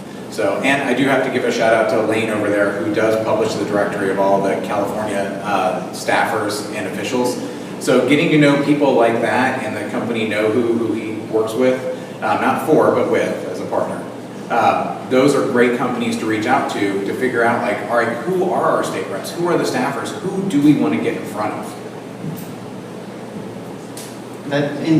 Going to that point, it's ever changing. So having somebody that is currently looking at that information that is, accurate, and I have an example of a horror story where you had an organization that had their action center and their database set to not remove duplicates for 5 years. And that caused, people receiving emails for action alerts 12, 14 times. And once you have that, then that was just 14 action alerts, and then there's a fundraising campaign, and then there's just, and for some of the loyal people, even if you're loyal to the organization, believe in the cause, they're going to unsubscribe, and they're not going to take you for a real organization that's, serving the mission properly. Yeah, we can take two or three questions if anybody has them about data and advocacy. Yes, sir. Yeah, you talked about the TIF thing. Are there any other groups that so that people can, just so the people at home can listen. Are there any other groups that you found were more likely to donate based off behavior or data points for either end of the political spectrum? I make money off of both sides too, so I'm happy to learn. Let's see, off the top of my head, I can't think of something else that had such a strong correlation, but there's so many other things that once you look at it, you'll find, you'll put in hundreds of data points, including your own and stuff you get from companies like mine, you'll find that there's going to be like 5 or 10 things that really make the difference. So it's much easier than you would think to actually find those correlations. You just got to process the data a little bit.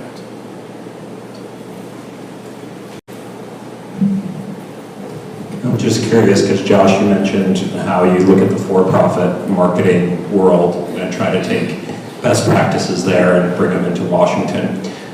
Curious what you think about the use of cookies for tracking information on the web, and how in the for-profit world there's a lot of visibility into all the behaviors people are taking on different websites if you implement cookie tracking.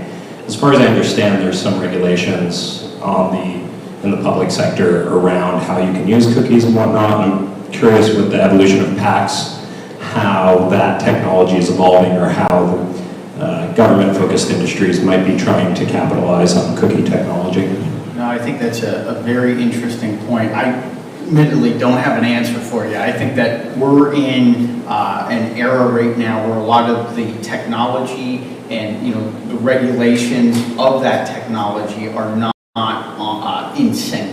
So you have technology coming out, different products, different means of communication, and the regulators aren't looking at it, or they are looking at it and they're just not getting the information out as quick as possible. I think that you'll see a lot of privacy changes when it comes to both public as well as private data, and what people are allowed to use and how they're allowed to use it for political purposes. I mean, the one thing that, and I've said this before at other conferences, I think the FEC and the lack of teeth in the organization to really go after organizations has, exasperated this frontier mentality, where let's try everything and then let's get our hands slapped if we're doing something wrong. And I think that has continued, but with some crackdowns, the FCC in some cases has been more active in regulating different communications activities, and I think some of it has even crossed over in the political space. And it'll be interesting to see how the regulators work amongst each other to determine some of these policy determinations. I just want to be clear that we're not advising to go toe-to-toe with the FEC. The FEC's teeth are sharp. I would not advise that at all. From an advocacy perspective, take some risks. But that also brings up another great tool that we didn't really discuss today when it comes to working with a limited budget, is digital advertising. Using cookies to target who sees your digital ads. We've had great success in using those as independent expenditures during the election cycle, and making sure that the right people are seeing our digital ads. Okay.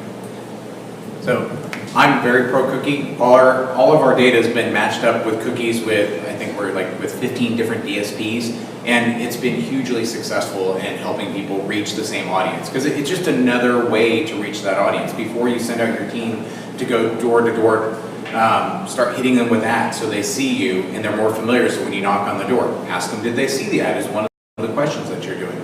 So it can be really powerful, and more people are starting to take it up. Plus, it's fairly inexpensive. Like Michael said, at the end of the day, you can hit a lot of people for much less than it would be to do the calls and the mail and the door knocks. Well, thank you very much, Tim, Michael, Angela. That was our fireside chat on data and advocacy. I'd like to go to one of our partners, Jonathan McGee from the George Washington University Graduate School of Political Management. GW has partnered with the Grassroots Professional Network in a series in Washington, D.C. We host 4 events for 200 people plus. And they've been a great partner, and they extended it to our regional series where they sponsor our reception, which we'll have later tonight, and they'll be sponsoring the reception in each of the cities that we go for the regional series. So, Jonathan? Thanks so much, Josh. Like you said, my name is Jonathan McGee, Senior Marketing Director for the Graduate School of Political Management at the George Washington University. And I'm so excited that you all came today. We partner quite frequently with Josh, like he said, around panels in regarding grassroots and advocacy. But what I wanted to do today was talk to you all a little bit about the George Washington University's Graduate School of Political Management. And just by a show of hands, how many of you all have heard of GW's Graduate School of Political Management? Awesome. That's more than usual. So, as some of you may know, the Graduate School of Political Management is the first and foremost school to apply politics, communications, and advocacy. And actually, we have one of our alums back there, Jesse Barber, who was on the panel before. But essentially what we do is we teach you the how, not the what or the why, right? So in an environment where politics trumps policy, which we see every day, you got to really learn how to, learn those nuts and bolts and nuanced skills that will help you navigate that so that you can achieve your legislative initiatives or achieve whatever campaign or data initiatives that you guys set forth. But the biggest reason why you go to grad school is for 4 different reasons. And I like to say that it's, of course, for an education, practical, access, network, and jobs. And that's what I believe what the Graduate School of Political Management provides. As all of you all are professionals who are looking at either extend your networks, build new business, or build those coalitions which will help you be successful in whatever political endeavor you engage in. I think that GSPM is a convener, and we get folks in the room. So, with that being said, I just want to share that with you all. Our program is both online and taught in DC, both on Capitol Hill and in Foggy Bottom. It's designed for working professionals and folks who want to kind of take what they're learning at night and put it into practice during the day. But I guess the last point that I'll make is you're in class with working professionals, so what you're doing right now is what you actually do in class. You come in with real, actual issues and think about how you're going to approach these things. And then you learn from industry with just people with 30 to 40 years of experience who can really share kind of those best practices, lessons learned, strategies for success. So with that being said, I look forward to seeing you all at the reception later. Please feel free to grab some donkeys and elephants, and we have one page over there. Thank you guys so much. We'll get right into it. We have one more panel and then a fireside chat to go. I do want to make mention, Jonathan and the Graduate School of Political Management and Grassroots Professional Network are going to be partnering for a scholarship this year, which will be something new that we look forward to launching with them, among other things. So without further ado, I'd like to introduce Ryan Valancourt from NationBuilder, who will be moderating our panel along with some folks in the entertainment and tech sphere. So Ryan and company, if you'll come to the stage, we'll get ready to go.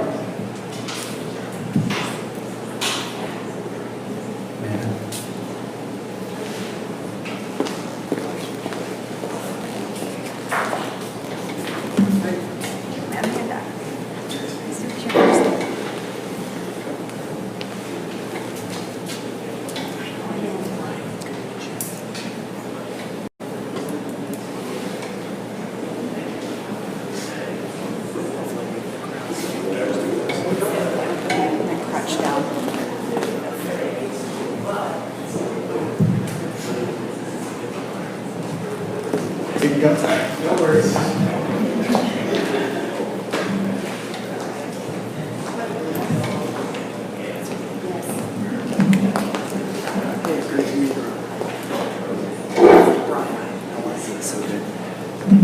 All right, everyone. Thanks for hanging around. We're going to talk a little bit about what it takes to build a movement, which is I think it's a good time to be talking about that right now. Let's start with some introductions. If we can just go down, start with Andy, tell everyone what you do and why you're here. Sure. Hi, I'm Andy Bernstein. I'm the Executive Director of Headcount. We're a nonprofit organization that works in the live music space to encourage civic participation. So we're best known for registering voters. We've registered about 500,000 voters in our 12-year history. And we also run a lot of projects to bring activism to music festivals and just get young people who are passionate about music, also passionate about voting and civic participation. Hi, I'm Amanda Crumley, and I'm actually wearing two hats here today. I am with a firm called Forbes Tate Partners. We're based in DC. We're a lobbying and public affairs and strategic communications firm. But I am also an advisor to Countable, which is the #1 civic engagement tool. That's a free app on iTunes, Android, and we've had a 2,000% increase since the election in our user base. So. Thanks. Brian Casey, also wearing two hats. I work for a trade association that represents hoteliers in Washington, D.C., but I'm actually here to talk about My Ride to Vote, which is a federal nonpartisan 527 organization that funds free rides to the polls for voters on Election Day. And we specifically are focusing on getting out underserved voters and communities, and we partner with ride-sharing apps to provide these rides. So I look forward to talking with you about that. Hi, I'm Kristen Stanley, and I work at Pandora here in Los Angeles. And I am specifically on the government and advocacy and political sales team. My focus is on, in terms of this setting, working to help groups such as Next Gen, California Endowment, Planned Parenthood on the advocacy side to get the message out.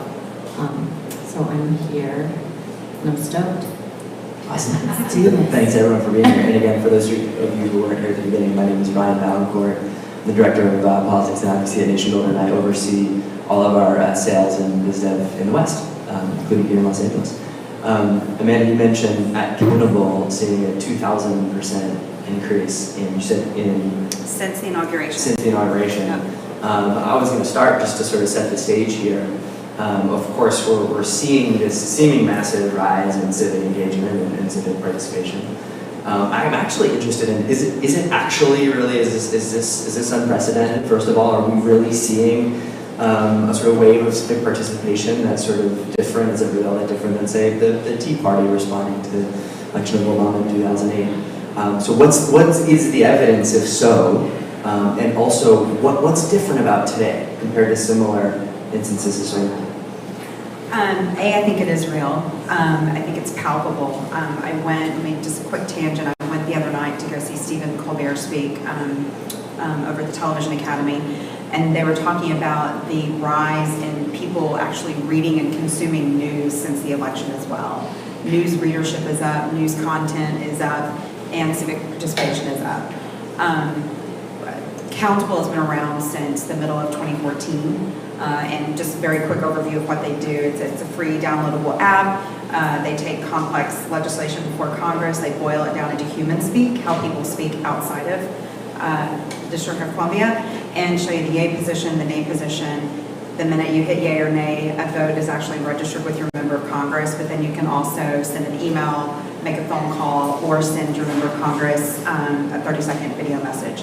I think I heard the other day we now account for more than 50% of all messages sent to Congress, which is huge, but a 2,000% increase, and it's literally, I've seen the numbers, it was a hockey stick type growth since the election, and you look around all the other groups that are popping up, this is real, and I think the difference is, and I'm going to try to not sound partisan, I am a partisan, but I'm going to try to sound nonpartisan here. We have successfully elected a president who is unfit for the job, and people are scared to death, and they realize they have a voice. They finally have tools that allow them to show that voice and demonstrate that voice louder than ever before. So I do think it's real, and I think it's sustaining. So I'd like to provide a case study to kind of prove the point, because I agree, I do think that civic participation is up right now. My Right to Vote, we're operating the first election in 2017 will be the Georgia 6 congressional runoff. For those of you who don't know, there was a primary on April 18th for the Georgia 6 congressional runoff, and there were about 193,000 voters turned out. To put that in perspective, in 2014 for the same race in the 6th congressional district, and that was midterms where there's ballot initiatives and other local candidates to vote for, they had about 199,000. So to put that in perspective, just there are more people turning out in the first election in droves, and if it's any indication too, both sides are fundraising their butts off, which I do think speaks to the political energy outside of the district, that there's a lot of people engaged and looking for a cause to kind of latch onto. Interesting, Chris. I'm actually curious to hear from you on this point too. As someone in the business of connecting all kinds of businesses and organizations with voters in a pretty unique way, how is this affecting your business? What are you seeing that's different? What is it that your clients are after? So I think one of the biggest differences between this year and, say, another year that's not a heavy election year is that we are seeing a lot more advertising coming to reach specific districts. We have the capability to target those districts, to target by, GOP or Democrat. And so what we are seeing is that trajectory going up in terms of amount of campaigns that we're seeing.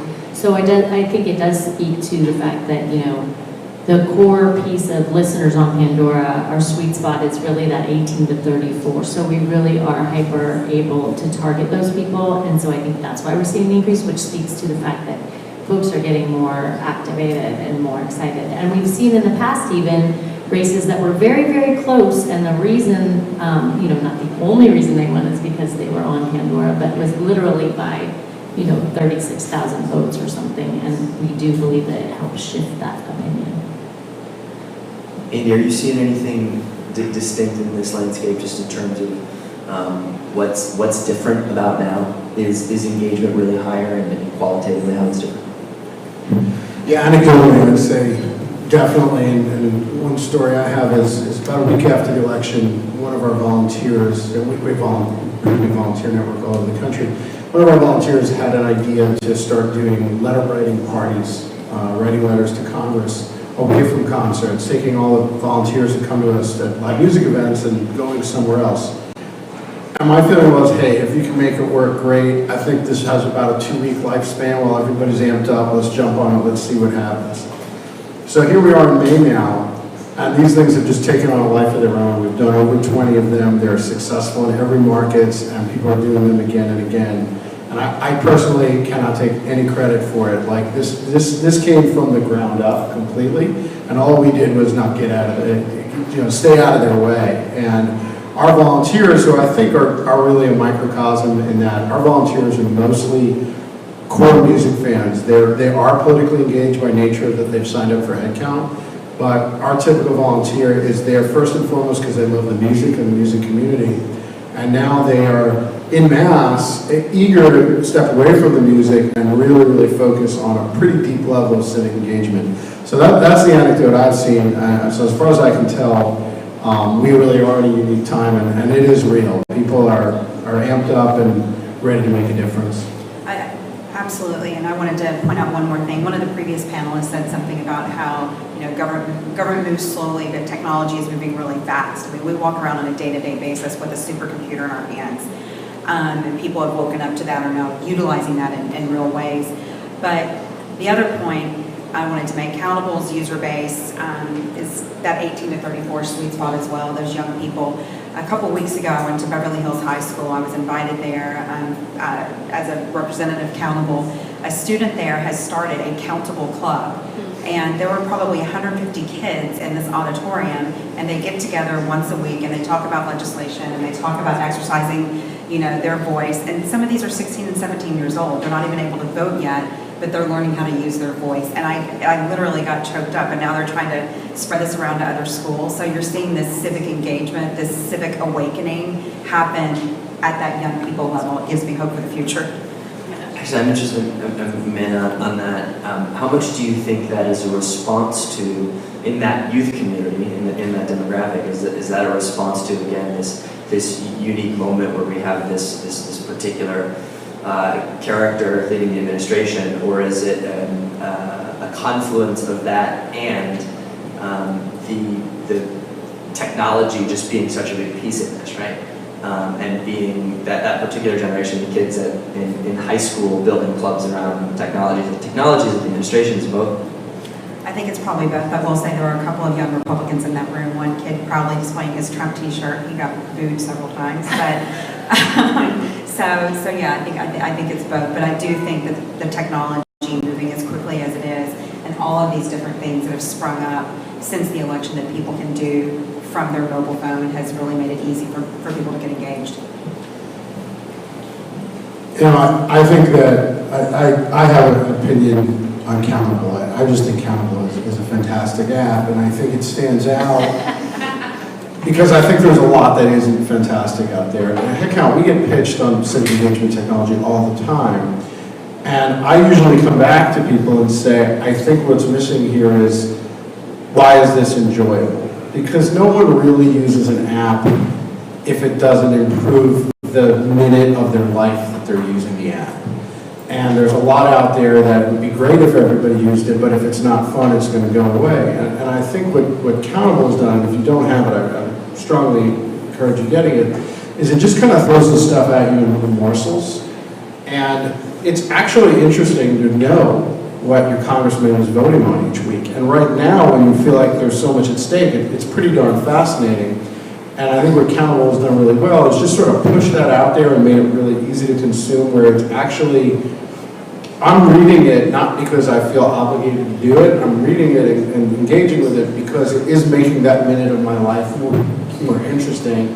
And I think that is so often missed in the civic space that in the end it has to be fun or people aren't going to do it en masse. And I think Countable's done a really good job of that. Thank you. That's great. So if we're talking about sort of how to capitalize this and thinking about what does it take to bottle this, to steer the movement in the direction of wherever we want it to go from whatever seat we're in, we know that organizing as a model for growth is not a new model for growth. Jim Gilliam, the founder of NationBuilder, likes to say that organizing is as old as Moses, or Moses was the organizer. But what I want to dig into a little bit is how the fundamentals of that practice of building a movement, of community organizing, have changed really just in the age of the internet. Brian, if you want to start on that. Sure. So I direct our fundraising efforts for Right to Vote. So one thing I can speak to that I think is really interesting is how crowdfunding has become a lot more prominent. And I don't think that means that if you don't have a good idea that you can get a lot of money. But I do think if you have a great idea, it has legs, which is really interesting. My Right to Vote raised about $500,000 just a few months before the 2016 election. So it really kind of changes the game there. And also targeting social influencers. When we're thinking about how to gain momentum, it's not so much, how do we get in front of high-class donors or a small donor approach, but, can we find like-minded organizations and get them to retweet if they have 100,000 followers? Because the ROI on that could be really great. So I think that's great. I also think there's a lot of great, what's really big for us using social media is digital targeting, which we talked about a little bit earlier. And that's absolutely huge in getting in front of the voters who we think would be able to use our services. Yeah, what's interesting about if community organizing is this practice that we're evolving right now in this age, one of the tenets that is certainly core to the way I look at these things is that one-to-one relationships really matter, and that fundamentally when we talk about big data, data is really just about people. Amy, I'm interested in your experience at Headcount in how you sort of marry the opportunity for scale that the internet unlocks with holding on to a core principle around actually building relationships with humans who are going to care and carry that torch beyond the retweet. Yeah, and I'll give kind of a two-part answer. I think to your point about influencers, that's something that we've really dug into. And one of the things we do every big election is we we ask all the artists that we work with, musicians, to put a photo on social media of them holding one of our clipboards that say register vote on them with a link to our website where you can register. And we do it on National Voter Registration Day, and the amount of impressions that we generate is mind-blowing. It's the total reach is about 500 million. And we register more people in a day through that than we will the entire year through our website. And it's just really simple math. It's, we have artists that have 2 million followers, 5 million followers, and we get 200 artists doing this, and it's huge reach. But what we really do most effectively, though, is the face-to-face. And you really, no amount of technology can replace that, and so much of it is about culture and how you treat people. And we are kind of obsessed with our volunteers' experience, and very selfishly, because we want our volunteers to come back and volunteer again. So at every level of the organization, there's this understanding that we're going to treat people really well, and they're then going to be part of our community. And I think sometimes that can get lost.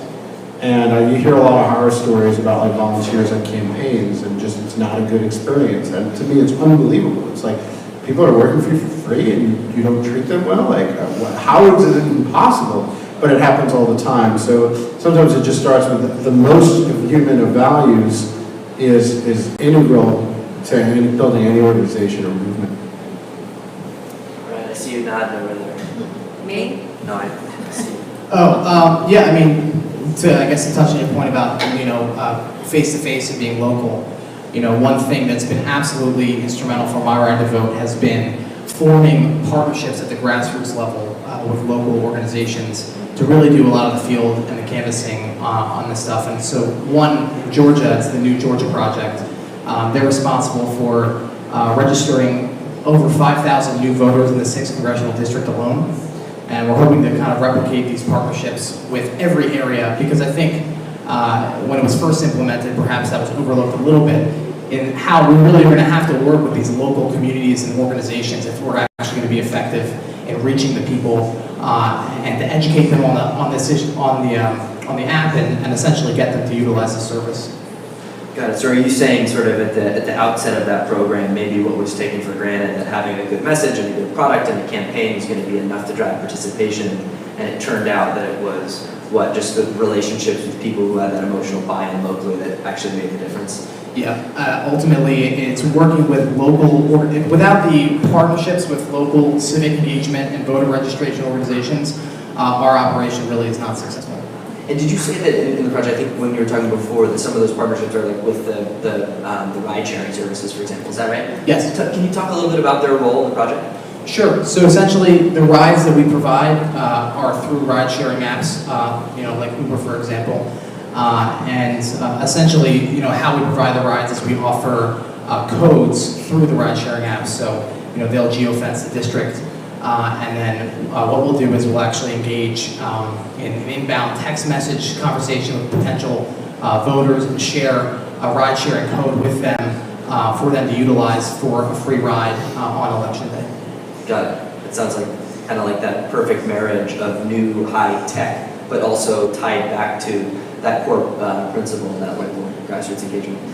One of the things, of course, that is challenging actually for advocacy practitioners and professionals in a moment when there is such increased interest in this world, there's increased civic engagement, is that there's actually just more noise. Everybody in this room is part of sort of competing for the same hearts and minds. I think that's certainly much more true, right, in the age of internet and today. Kristen, can you start and tell us a little bit about how you think about basically cutting through that noise? Like, what are the principles in doing it, whether it's in tactics or is it story that matters? Yeah, I think one of the special things about Pandora in terms of cutting through the noise is that every listener is listening to their own special music. So it ties into what we're talking about, right? Personalization, one-to-one conversations. When they get into that Uber or Lyft, the ads may be telling them to vote one way or another. It's a continuous conversation we're having one-to-one. And so I think the way that we cut through the noise specifically, and my history is I worked in radio for 15 years.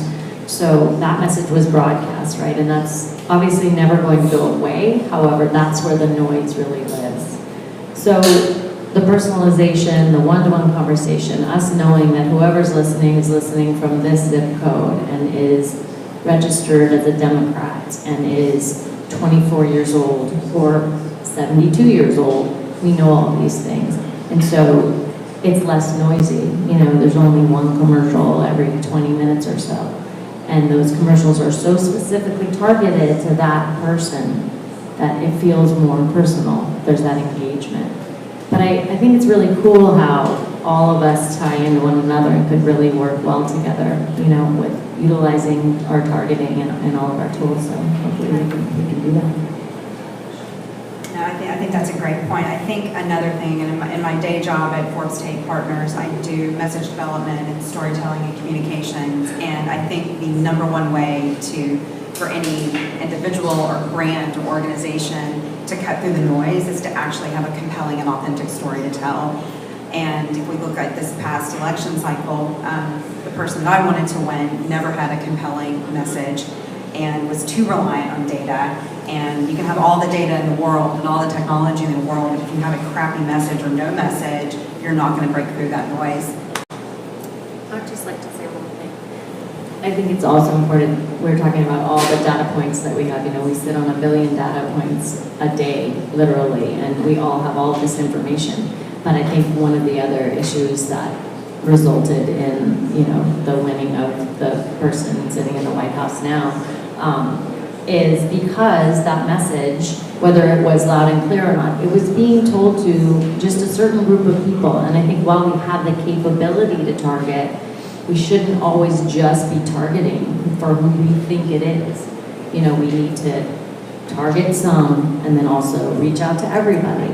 And again, in that show me, you know me kind of way, you know, talk to them where they are and, you know, to the things that they relate to. Man, I actually want to ask you to follow up a little bit on that. For the folks in the room who are not familiar with Accountable, which I also love, one of the things that's novel about it is that the story, the content that gets delivered to legislators by users of the app is can be in video form. And there's lots of great technology out there in the world for delivering a message to Congress or a custom target. I'd love to share or to hear a little bit about the story of why the video piece was so important, given that was a novel thing, and what your sort of experience and research has revealed in terms of how that gets a message across differently and the extent it's been effective. Absolutely. Well, video, you know, we offer people 3 different ways to reach their member of Congress. And we also, aside from the app, our technology can be licensed to advocacy organizations, and they can create their own advocacy and video testimonial platforms using that. But the reason we wanted to have video as a component, it is the hardest lift. Like if you have someone, they download the app and they're about to take an action with their member of Congress, they're probably going to make a phone call or send an email first. Video is the bigger lift, but when they do that, the content that is created is absolutely mind-blowing. We've had members of Congress, we've had U.S. senators contact us and say, this is phenomenal. We want more of this. We want to know how to better interact with your users. Someone, when they hold up their phone, they're willing to take that step and hold that phone up in front of their face and tell a member of Congress what they think, why the Affordable Care Act is going to screw them over because they have a pre-existing condition. That is authentic, it is compelling, and we've been very fortunate. The only thing that we screen for before we let a video message go to Congress is nudity. That's the only thing. And we do not have people railing in with profanity. They're actually very thoughtful, very genuine, and it's great content. And the members of Congress then, they can do whatever they want to with that content. They can send it out on social media, they can respond in a video message to them. We just figured it high value, and it really was a differentiator for us as a platform. No one else is doing it. I just want to say that from what I know about DC, nudity is really the thing that gets the attention. Hey, that could be a new app, Naked Accountable. That's another panel. I want to stick and dig in a little bit more on story, because I think it's really easy in rooms like this to focus on technology. Certainly, that's my inclination. Andy, if we can start with you, tell us a little bit about the role that story in general plays in the culture and the style of the advocacy and organizing you do at Headcount. I know one of the what I perceive as a potential challenge for you all is that when you're engaging with new potential supporters at these concerts, you don't necessarily have a whole lot of time with them. You know, you've got people who are coming up to a table and they're excited and they're amped and you catch them, but talk about that challenge and maybe what it's like to be equipping volunteers and the people at that table to tell the story that hooks people in. You know, it really is a challenge. And one thing that we've tried to measure a lot is how do people find out about Headcount and get involved as volunteers, and how do our core volunteers get involved. And no matter what we do online, and no matter how much we try to cater our message, word of mouth always wins. And in a lot of ways, it's really frustrating. It's like, because I can't control that. But it gets back to this kind of fundamental thing that when someone tells their own story to a friend in a natural way, it's more compelling than anything that I can engineer out of an office. And, you know, so I wish I could say, oh, I've figured out. All I know is what I don't know. And that's really how to kind of take that to a mass level, because I can't do anything as authentic as one young person talking to another young person saying, hey, do this, I had a good time. People want more than anything a connection. And I just know, like, when we're talking one-on-one, like you said, with friends, they tell us a story about something happening in their lives. Our immediate response is to show empathy and say, I get it, this is my story. We share stories as human beings, that's what we do. And if you look at, this is a little bit of a tangent, but I think it's relevant. If you look at the wave of advertisements right after the election, everyone from Anheuser-Busch to, you know, name the company, they're finally Lumber 88 or whatever it was, they're telling their stories. I thought the Anheuser-Busch one was really compelling because it actually did tell a story in a way that I didn't feel like I was being completely marketed to. It just told the story and people really responded to it. Coming from radio, you know, I think testimonials always won, right? Because it felt like that true connection with a friend.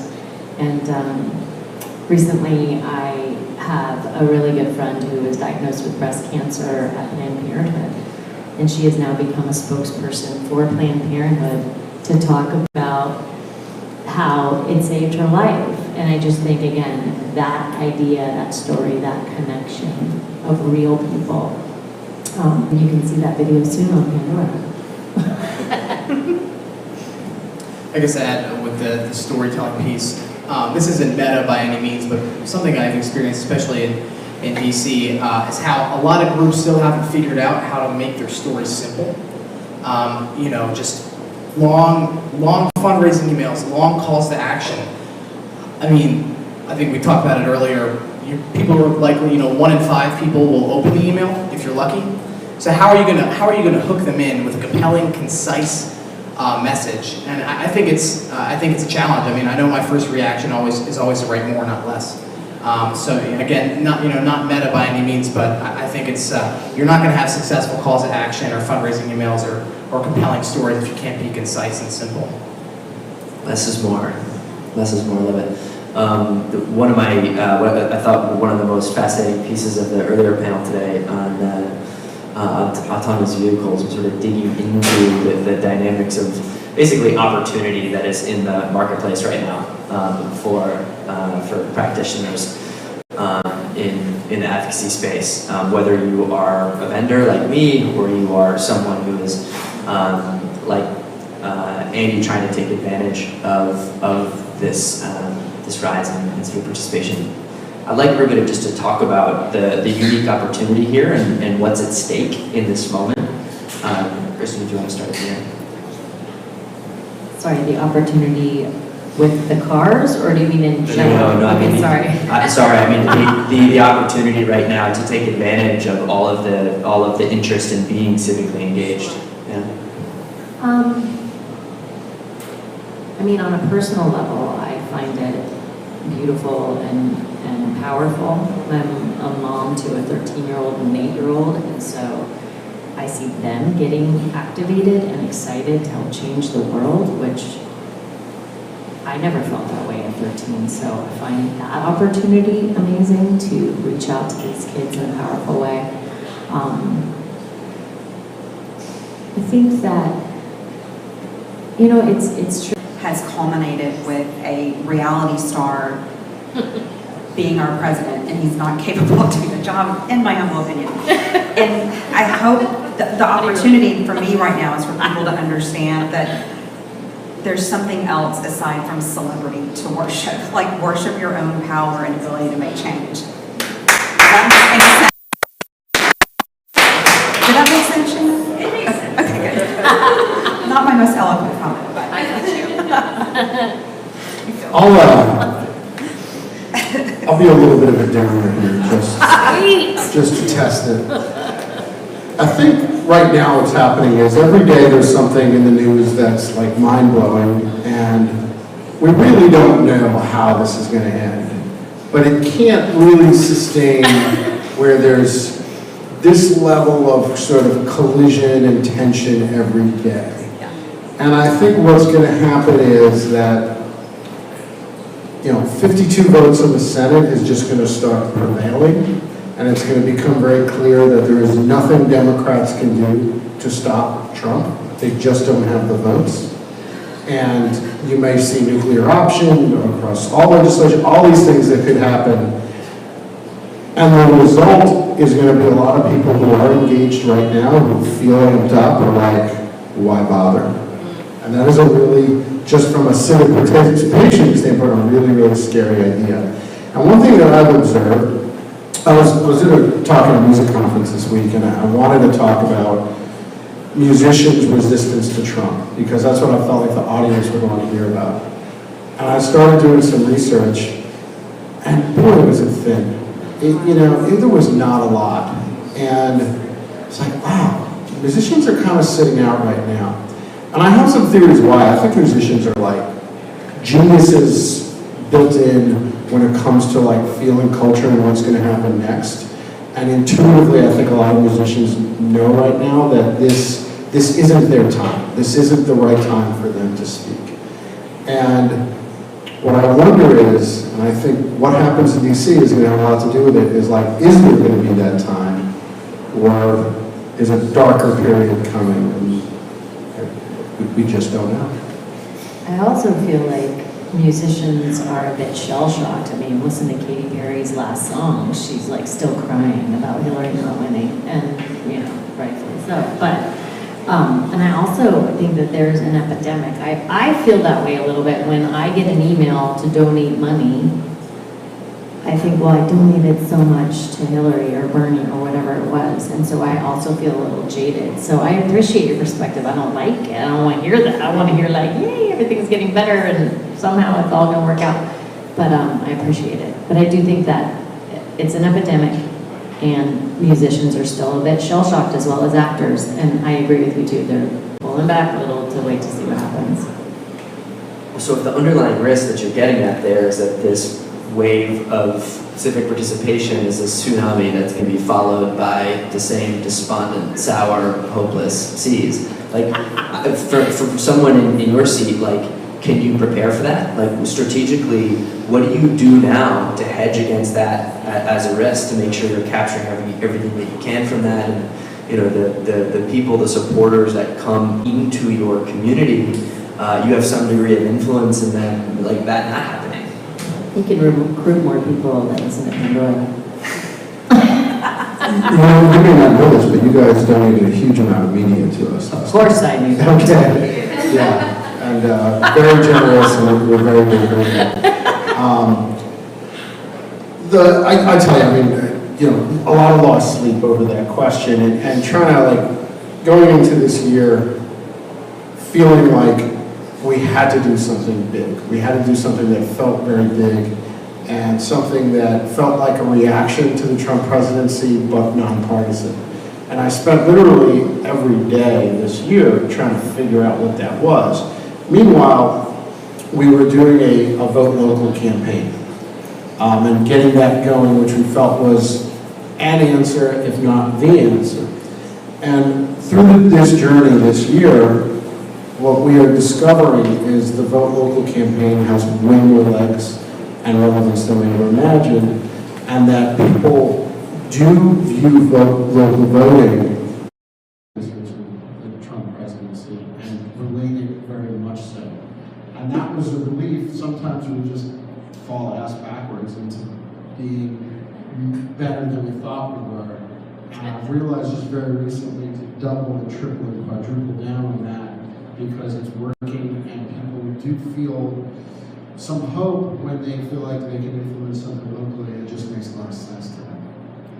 I'm an internal optimist, sometimes to my own detriment, but I think this GD can't be the whole model. I think that people are awake now, and my hope and desire is that this level of engagement is going to stay up. It may have some dips and falls here and there, but I think it'll maintain.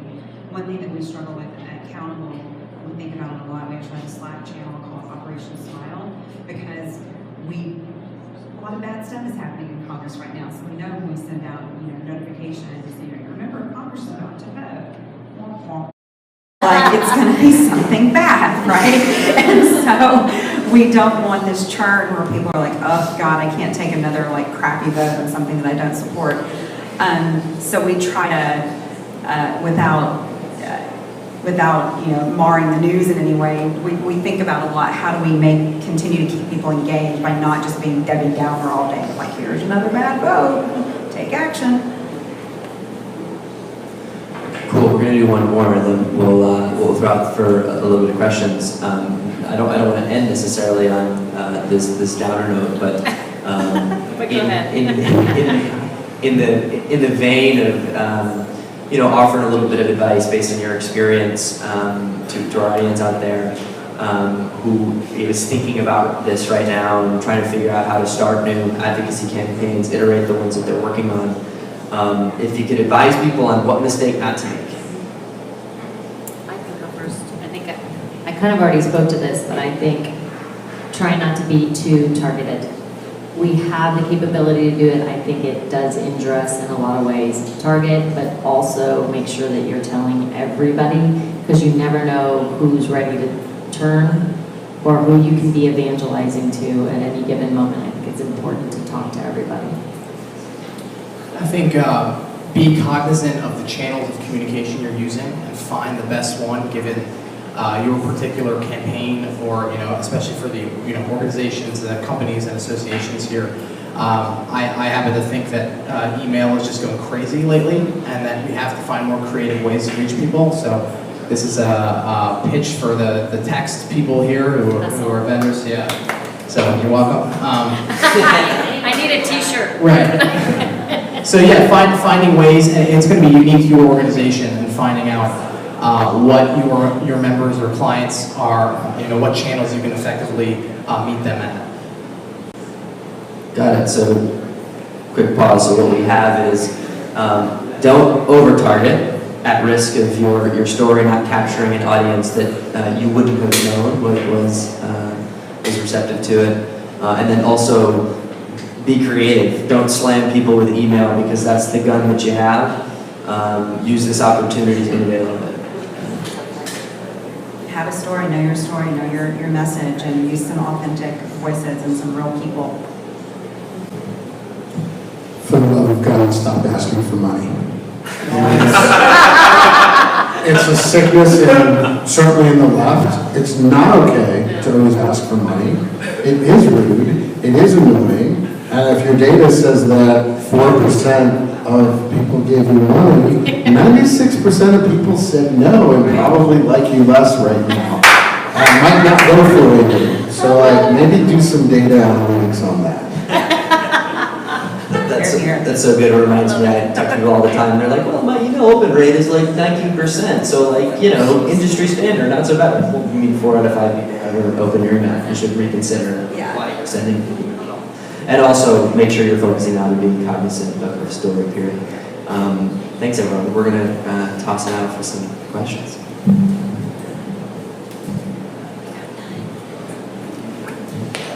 Yeah, sure. You can take this one. Thanks. Yeah. First of all, thank you panelists for coming out. I really enjoyed the discussion. And this isn't necessarily a question, more as a comment. You know, sort of expanding on how people are engaging in social media. I think that one component that often gets overlooked is the virality, right, of posts. You know, certainly email is important. Telephone calls are important, but the public nature of a social media post is just as unmatched, right? If you look at Donald Trump and how he was able to take advantage of Twitter and make that viral is just phenomenal to me. So I think we're really living in an age of digital advocacy that we've never seen before. And so I really enjoyed the discussion today, and I look forward to coming to more of these and learning more about what the rest of the folks are doing. Thank you. So about county bluffs, it looks like it's only for federal level. Is there plans to expand to the state level and locally? Absolutely. We just, how soon? I do not know, but I think probably sooner rather than later. This keeps me hopeful too and optimistic. Accountable just closed its first round of venture capital funding, their first seed round. That never happens with civic tech companies. Sometimes sometimes it does. True, but not for like apps like this. It's never happened before. So, but that will happen. I mean, the plan is to expand out to states. Exactly, and do this for every state legislature.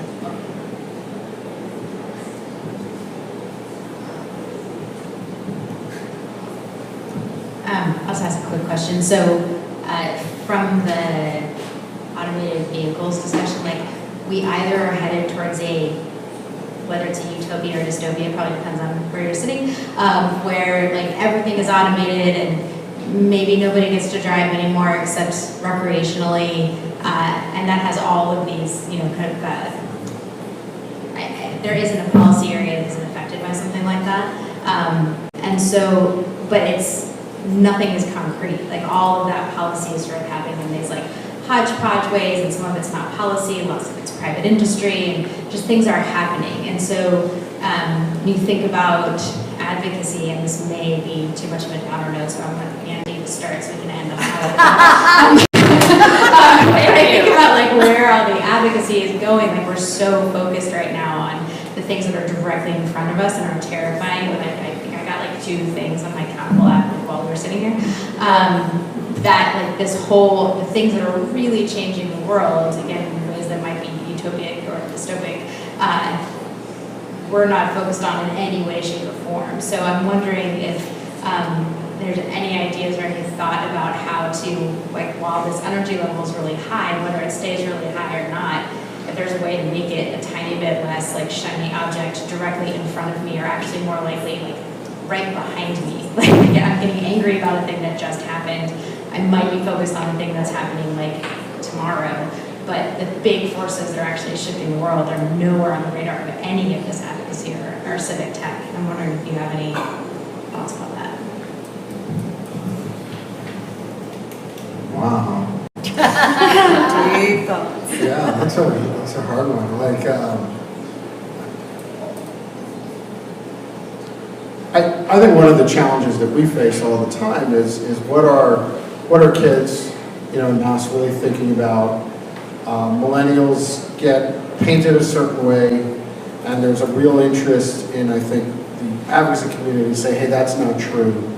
Millennials are more engaged than we think.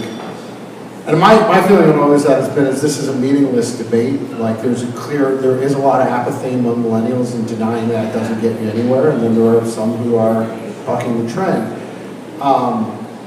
But there is undoubtedly a lot of young people in this country sit out. They don't vote. They don't engage and aren't thinking about either thing, either the big forces or the little forces.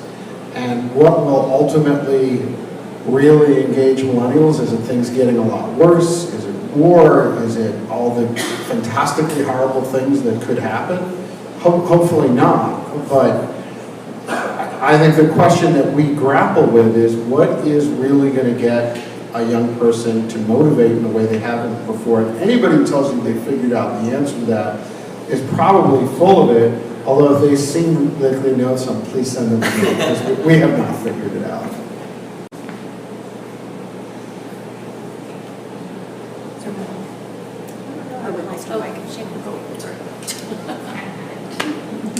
I can't answer your question either, but I just wanted to share that I also grapple with this issue. When I'm putting together a piece, let's say we do the targeting, we know that it's going to be maybe more of a liberal group, and what I really want to come across is that voting is super important and we need to get engaged. And now it's time to get engaged. But I know in the back of my mind that if I write, can you believe Trump fired Comey, that's probably going to get more clicks. So I'm grappling, and I don't have an answer. I'm trying to figure it out myself, but I just wanted to share that's something that I think is challenging, and I think we're all trying to figure out what the best move is. I'm glad you said move, because I feel like a lot of times, really all you can do is listen to music, dance, get your Drake radio on, or whatever you like, and just, get ready for the next big thing, whatever it may be, but there has to be some joy in our lives, right? So download Accountable, help head count, volunteer, do stuff with him. But, wherever you're listening to music, I do think that it will help at least lift your spirits in this very trippy time. I will say this, I love the rideshare app. In Nevada, during the caucuses last year, it was just depressing being at the headquarters making phone calls, and I kept getting phone calls. My friend Tracy and I, of people, little old ladies saying, the Democratic Party said they were sending a car for us. And so we finally just said, screw it, and we left. We got in my friend Tracy's car, and we went and picked up this one little lady and drove her to the polls, or actually to her caucus site. So this is long overdue. That's awesome. So kudos to that. To Shayna's questions, you've been in the world of politics and government for long enough to know we do this thing, I call it, we chase the ball. And some days that ball is the Affordable Care Act, other days that ball is like the immigration ban, the ball, and then every organization on the planet chases that ball and creates all this noise. And there are these very important issues out there, and just one little quick story, I'm very lucky, I'm randomly good friends with Erin Brockovich, and she called me the other day, and she's like, okay, I'm ready to do some advocacy stuff. There's all these military bases across the country that are grossly polluted with toxic materials. And she's like, I'm never gonna break there, I'm never gonna get any traction on this. I'm like, yes, you will. I'm like, there are tools now that can help you do this. So I tell you that because I think that's part of the answer. It's gonna be the right person using the right tools, or the right organization using the right tools, and forcing attention on an issue that is otherwise just getting buried. And it was getting buried. So I think that maybe answers your question a little bit, but. I just want to note that we didn't talk about festivals at all. Wasn't that the name of the panel? So I just realized that, that's all. It doesn't provide the answer to any of these questions, but I really love festivals. And one thing that Headcount started doing a few years ago that was a real turning point for our organization is we got asked to organize the entire advocacy and nonprofit element of the festival. And we created something called Participation Row, where we brought out 20 different nonprofit organizations. We just did some really basic things. We created an incentive for people to take action in each booth. The incentive was winning a signed guitar, and had every organization come in with an action plan. And this just has taken off for us. We've now done about, I think, 60 events. It actually is a big money maker for us. We created an economical model around it with sponsors, and it really, really changed our organization and created a whole nother piece to it. Headcount was at 67 festivals last year. We only did Participation Row at a few, but it's our favorite. It brings out all our best volunteers. And since festivals was Name of the panel, I just wanted to tell that story. Perfect. I love it. Will you be at Bottle Rock? We're not going to bottle wrap, no. But someday, we're West Coast, we don't do nearly as many, but we're getting there. Thank you very much, Ryan and panelists. This was a great way to open it up there.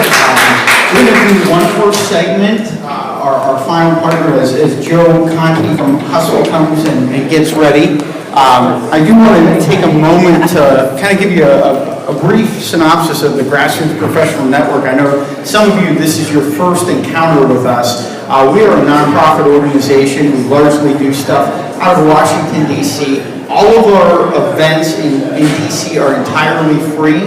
They're sponsor-driven, and we are really trying to get the content out there about how advocacy, best practices, as well as thought leadership.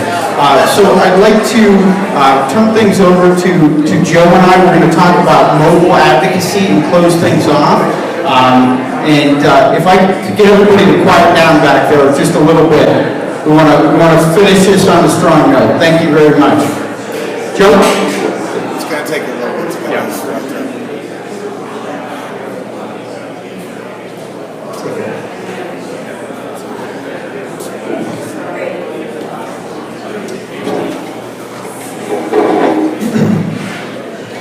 So one of the other things to preface our comments and conversation, for this Western Advocacy Symposium, this was the first one that we did, and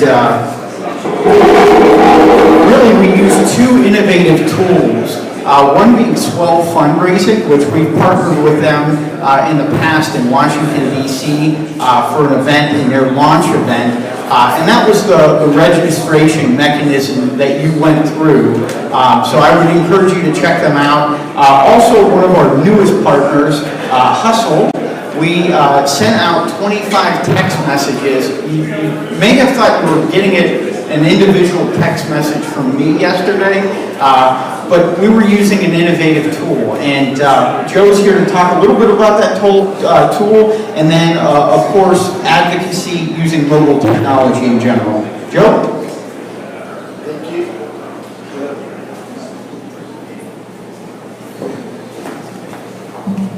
Thanks, Josh. First, thank you to Josh. In terms of mobile advocacy, I think it's really important that this is going to tie together a lot of the things that have been spoken about here today.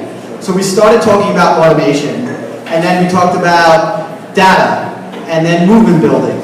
And what we are really passionate about at Hustle is how do we use technology to build one-to-one relationships. Because when push comes to shove, you can do all these things. There's going to be automation. You're going to have all this data. You're going to be getting touch points on people from the internet, your email list, the data you purchase. But how do you actually leverage that into action? And when push comes to shove, you are going to respond to a personal outreach from someone over any other methodology.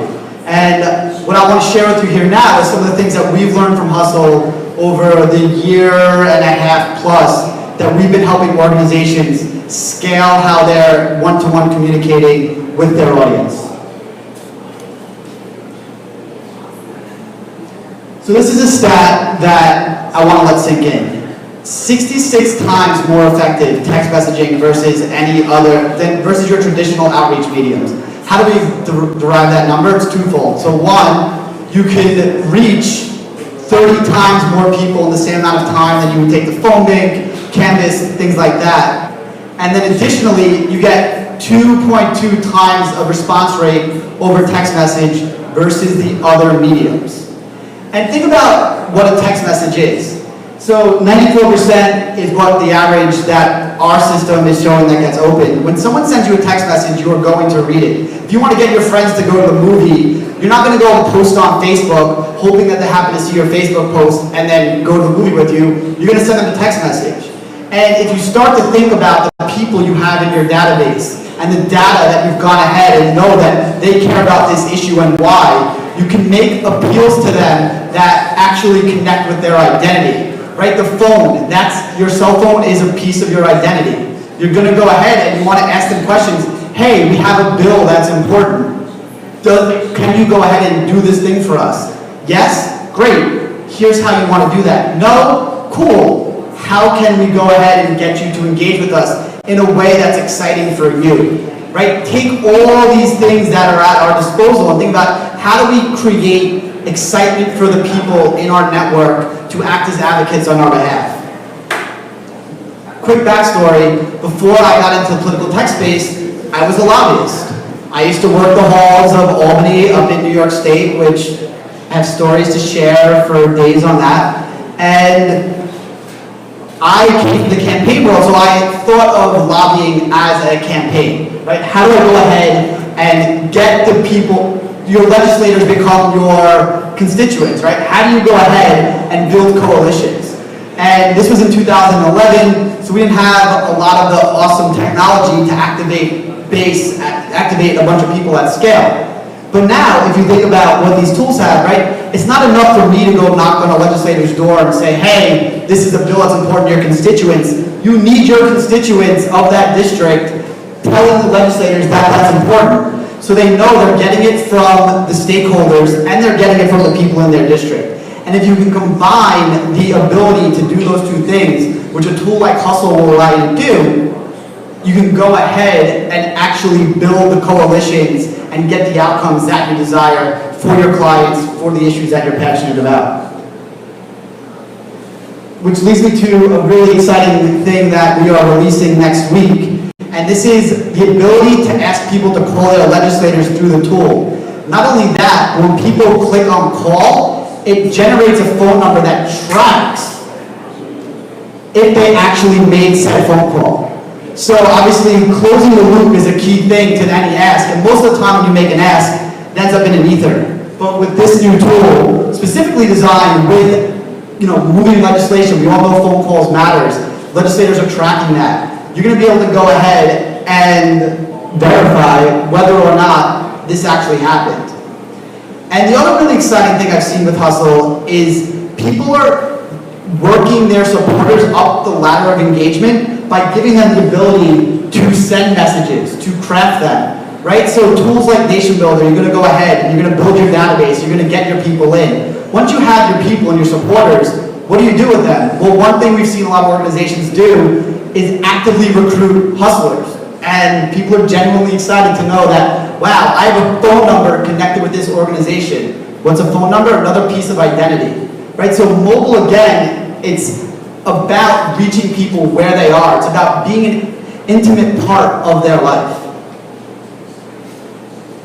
Some more data as to how we see it working. We scaled 100x in the last 6 weeks of the election day. Our engineering team is so proud of this.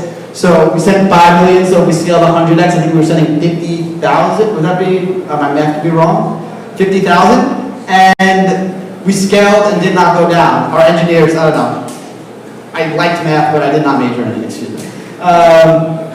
And if you see, so what this becomes is with Hustle or just in general, when you think about text message, you want to go ahead and think of it as a conversation with your friend, the same way that you respect someone's, there's obviously a lack of respect for the email inbox. We know this. People are going to send you emails at all times of the day. But would you send someone a text message at 2 in the morning, asking them to call their legislator? No, but it's really important to think about the shift in mentality, right? When you're shifting from, advocacy online on the internet for the last 15 years has been about email acquisition. When you think about mobile acquisition, it also fundamentally forces you to think about how and when are you communicating and what are the asks. Because you're going to reach the person, so you better be ensuring that you're making the highest value ask when you're asking that person something. And just some more data. And some people that we work with, it's been across the board, it's super exciting. We're seeing real outcomes just go through the roof. And as an organizer myself, I can tell you right now, using text message feels like cheating. Like, I send text messages and people show up to things. And literally it took me 5 minutes, as opposed to finding them on Facebook or sending an email that I know that 20% of the people are gonna read. If we're using tipping point metrics, If only 20% of the people are reading your email, nobody is reading your email. Like, you're spending a lot of time crafting Google Docs and going back and forth and debating whether this should be the open lead or we're going to bold this word. So no one will read it, but people will read your text messages, especially if you send them stuff that they are excited about. So we're at an exciting new time in advocacy where we can actually reach people and get through to them in a way that's intimate. How are you orienting your strategy for real one-to-one communication? That's what the question I will impart on you as you're leaving here today is all these tools are great, but it's still about people at its core, and how can you actually go ahead and get them excited and have them feel a part of what you're doing? That's what I was like. No, that's definitely very interesting to us. I think, this is a perfect example. Correct me if I'm wrong. Hustle came out of the political world and then kind of has been shifting and is now equally involved in the advocacy space. Is that an accurate assessment? It's, at the advocacy, so, the elections last cycle, we had, I just saw 5 million texts sent on election day. It was crazy. Like, from 2 weeks out, the volume of people reaching out to us to start sending messages, it was increasing, like order of magnitudes each day. It was crazy. And then after that, it's like, okay, cool, elections are over. What needs to happen next? And it's capacity building. If you are doing any type of advocacy work, you can't wait until a bill that impacts your clients comes to the desk. You need to be building the capacity to get ahead of that, so when that happens, you have 1,000 advocates in the key congressional districts who can reach out, right? Advocacy is just campaign 24/7, 365. Maybe you get a vacation in there when Congress is on vacation, I really am interested in the tool in the advocacy space because, if you have a key contact program of 500 users that are actively involved, they're monitoring legislation almost as much as, the paid lobbyists are. Communicating those quick updates, that are hey, this member is now engaged on this. We need to target them with some communications. It doesn't justify necessarily a full phone call to everyone or an email. It's one of those quick, get out there and, we've done some panels and programming on quick and efficient, fast advocacy techniques. So I certainly see the connection there. Just real quick, I know that you've done a lot of stuff with the campaign world, and I don't want to talk too much about political campaigns, but what are the connections between the political world and the advocacy space now that you've been working on these projects? Volunteer recruitment. If you have a campaign or if you're running a nonprofit organization, having volunteers be able to show up, get them to do things. We found the flake rate for volunteers with campaigns is very similar. Though with Hustle, you're reaching an order of magnitude more people, so you're going to get more absolute numbers. Is one. Fundraising. So we have political campaigns, nonprofits, colleges. We have a lot of success in alumni fundraising. So I think, especially if you know who your target audience is and what you're asking, but, we have people targeting people who've made donations between a particular dollar amount in past, and then specifically targeting them with asks in that metric, both political campaigns, nonprofits. So where you would expect there's similarities, that's exactly where people are using Hustle. I think that it certainly represents a expansion of the sector and a new means and a new tool for us to use. I wouldn't go as far in your comments with emails. We still use emails a lot. I'm kind of old school with that, but I think that it's part of a wide array or a new arsenal of tactics that we can deploy.